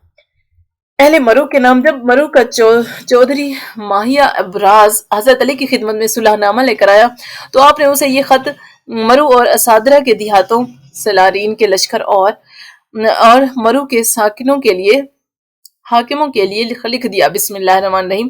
جو لوگ ہدایت پر ہیں ان پر خدا کی سلامتی ہو۔ اما بعد معاویہ ابراز مرو کے چودھری میرے پاس آئے، میں ان سے راضی ہوں۔ حضرت معاویہ کے نام۔ حضرت معاویہ نے حضرت علی کو ایک خط لکھا جس کے جواب میں آپ نے تحریر فرمایا بسم اللہ الرحمن الرحیم اما بعد میں تمہیں وہی بات لکھتا ہوں جو مخارق نے بنی فالج کو ان اشعار کی صورت میں پیش کی تھی کہ اگر اے سوار ان سے ملنا ہو تیرا جہاں ہو بنی فالج، ان سے یہ کہنا ہماری طرف آؤ مانو ہماری، نہ ہو ایسے جو ہو یہ حالت تمہاری، ہو جس طرح کوئی زمین ایسی خالی کہ مٹی تک اس میں رہی ہو نہ باقی۔ سلیم ابن منصور کو مانتے ہیں، نہایت معزز ہی سب جانتے ہیں۔ زمین ان کے قبضے میں ہے اس طرح کی کہ ہیں جانور اس میں کثرت سے جنگلی، جو پس خوردہ سے پیٹ بھرتے ہیں، اپنا مناسب نہیں تم کو محروم رہنا۔ حضرت معاویہ کے نام۔ حضرت علی نے حضرت معاویہ کے خط کے جواب میں یہ مکتوب ارسال فرمایا بسم اللہ الرحمن الرحیم اما بعد مجھے تمہاری طرف سے ایک ایسے شخص کا خط موصول ہوا جس کے پاس نہ تو خود ہی آنکھیں ہیں کہ وہ اس کی رہبری کرے اور نہ کوئی دوسرا رہنما ہے جو اسے راستہ دکھائے۔ خواہش نفس نے اسے دعوت دی تو اس نے قبول کر لی اور وہ اسے کھینچا تو وہ کھنچ گیا۔ معاویہ تمہارا گمان ہے کہ عثمان کے معاملے میں میری غلطی نے تم پر میری بیعت کو فاسد کر دیا، حالانکہ اپنی جان کی قسم میں تم مہاجرین کے گروہ کا ایک فرد ہوں، جدھر وہ گئے ادھر میں بھی گیا اور جہاں وہ پہنچے میں بھی پہنچا، اور اللہ تعالیٰ نے ان کو گمراہی پر جمع ہونے کا موقع کبھی نہیں دے گا اور نہ ان کی بصارت زائل فرمائے گا۔ نہ تو میں نے کوئی ایسا حکم ہی دیا جس کی بنا پر عثمان کی شہادت کی غلطی مجھ پر عائد ہو، نہ میں نے انہیں خود قتل کیا جس کا قصاص مجھ پر واجب ہو۔ رہا تمہارا یہ کہنا کہ اہل شام لوگوں پر حاکم ہے تو شام کے قریش میں سے ایک ہی آدمی ایسا دکھا دو جو شورا میں بات کرنے کا حق رکھتا ہو یا اس کے لیے خلافت درست ہو۔ اگر تم نے کسی کا نام لیا تو مہاجرین اور انصار دونوں تمہاری تکذیب کریں گے، نہیں تو میں حجاز کے قریش میں سے ایسے اشخاص پیش کر دوں۔ رہا تمہارا یہ مطالبہ کہ ہم عثمان کے قاتلوں کو تمہارے حوالے کر دیں تو بھلا تمہیں عثمان سے کیا واسطہ، تم تو بنی امیہ میں سے ہو، تمہارے مقابلے میں تو بنی عثمان کو زیادہ حق پہنچتا ہے، اور اگر تمہارا یہی گمان ہے کہ تم اس کے زیادہ حقدار ہو تو پہلے تم میری اطاعت قبول کر لو، پھر قوم کو میرے پاس فیصلے کے لیے لاؤ۔ ابرہہ بصری اور شام میں امتیاز اور طلحہ اور زبیر کا معاملہ تو اپنی جان کی قسم بات ایک ہی ہے، اور وہ ہے میری بیعت عامہ جس کے بعد نہ اس پر نظر ثانی ہو سکتی ہے نہ کسی کو اور طرح کا کوئی اختیار باقی رہتا ہے۔ رہا عثمان کے معاملے میں تمہارا غلو تو بخدا نہ تمہاری بات کسی اپنے ذاتی حق و یقین پر ہے نہ کسی یقینی خبر کی بنیاد پر۔ رہی میری فضیلت، اسلام، قرابت رسول اور شرافت قریش تو اپنی جان کی قسم اگر تم میں اسے بھی مٹا دینے کی طاقت ہوتی تو اسے بھی کبھی کے مٹا چکے ہوتے۔ والسلام۔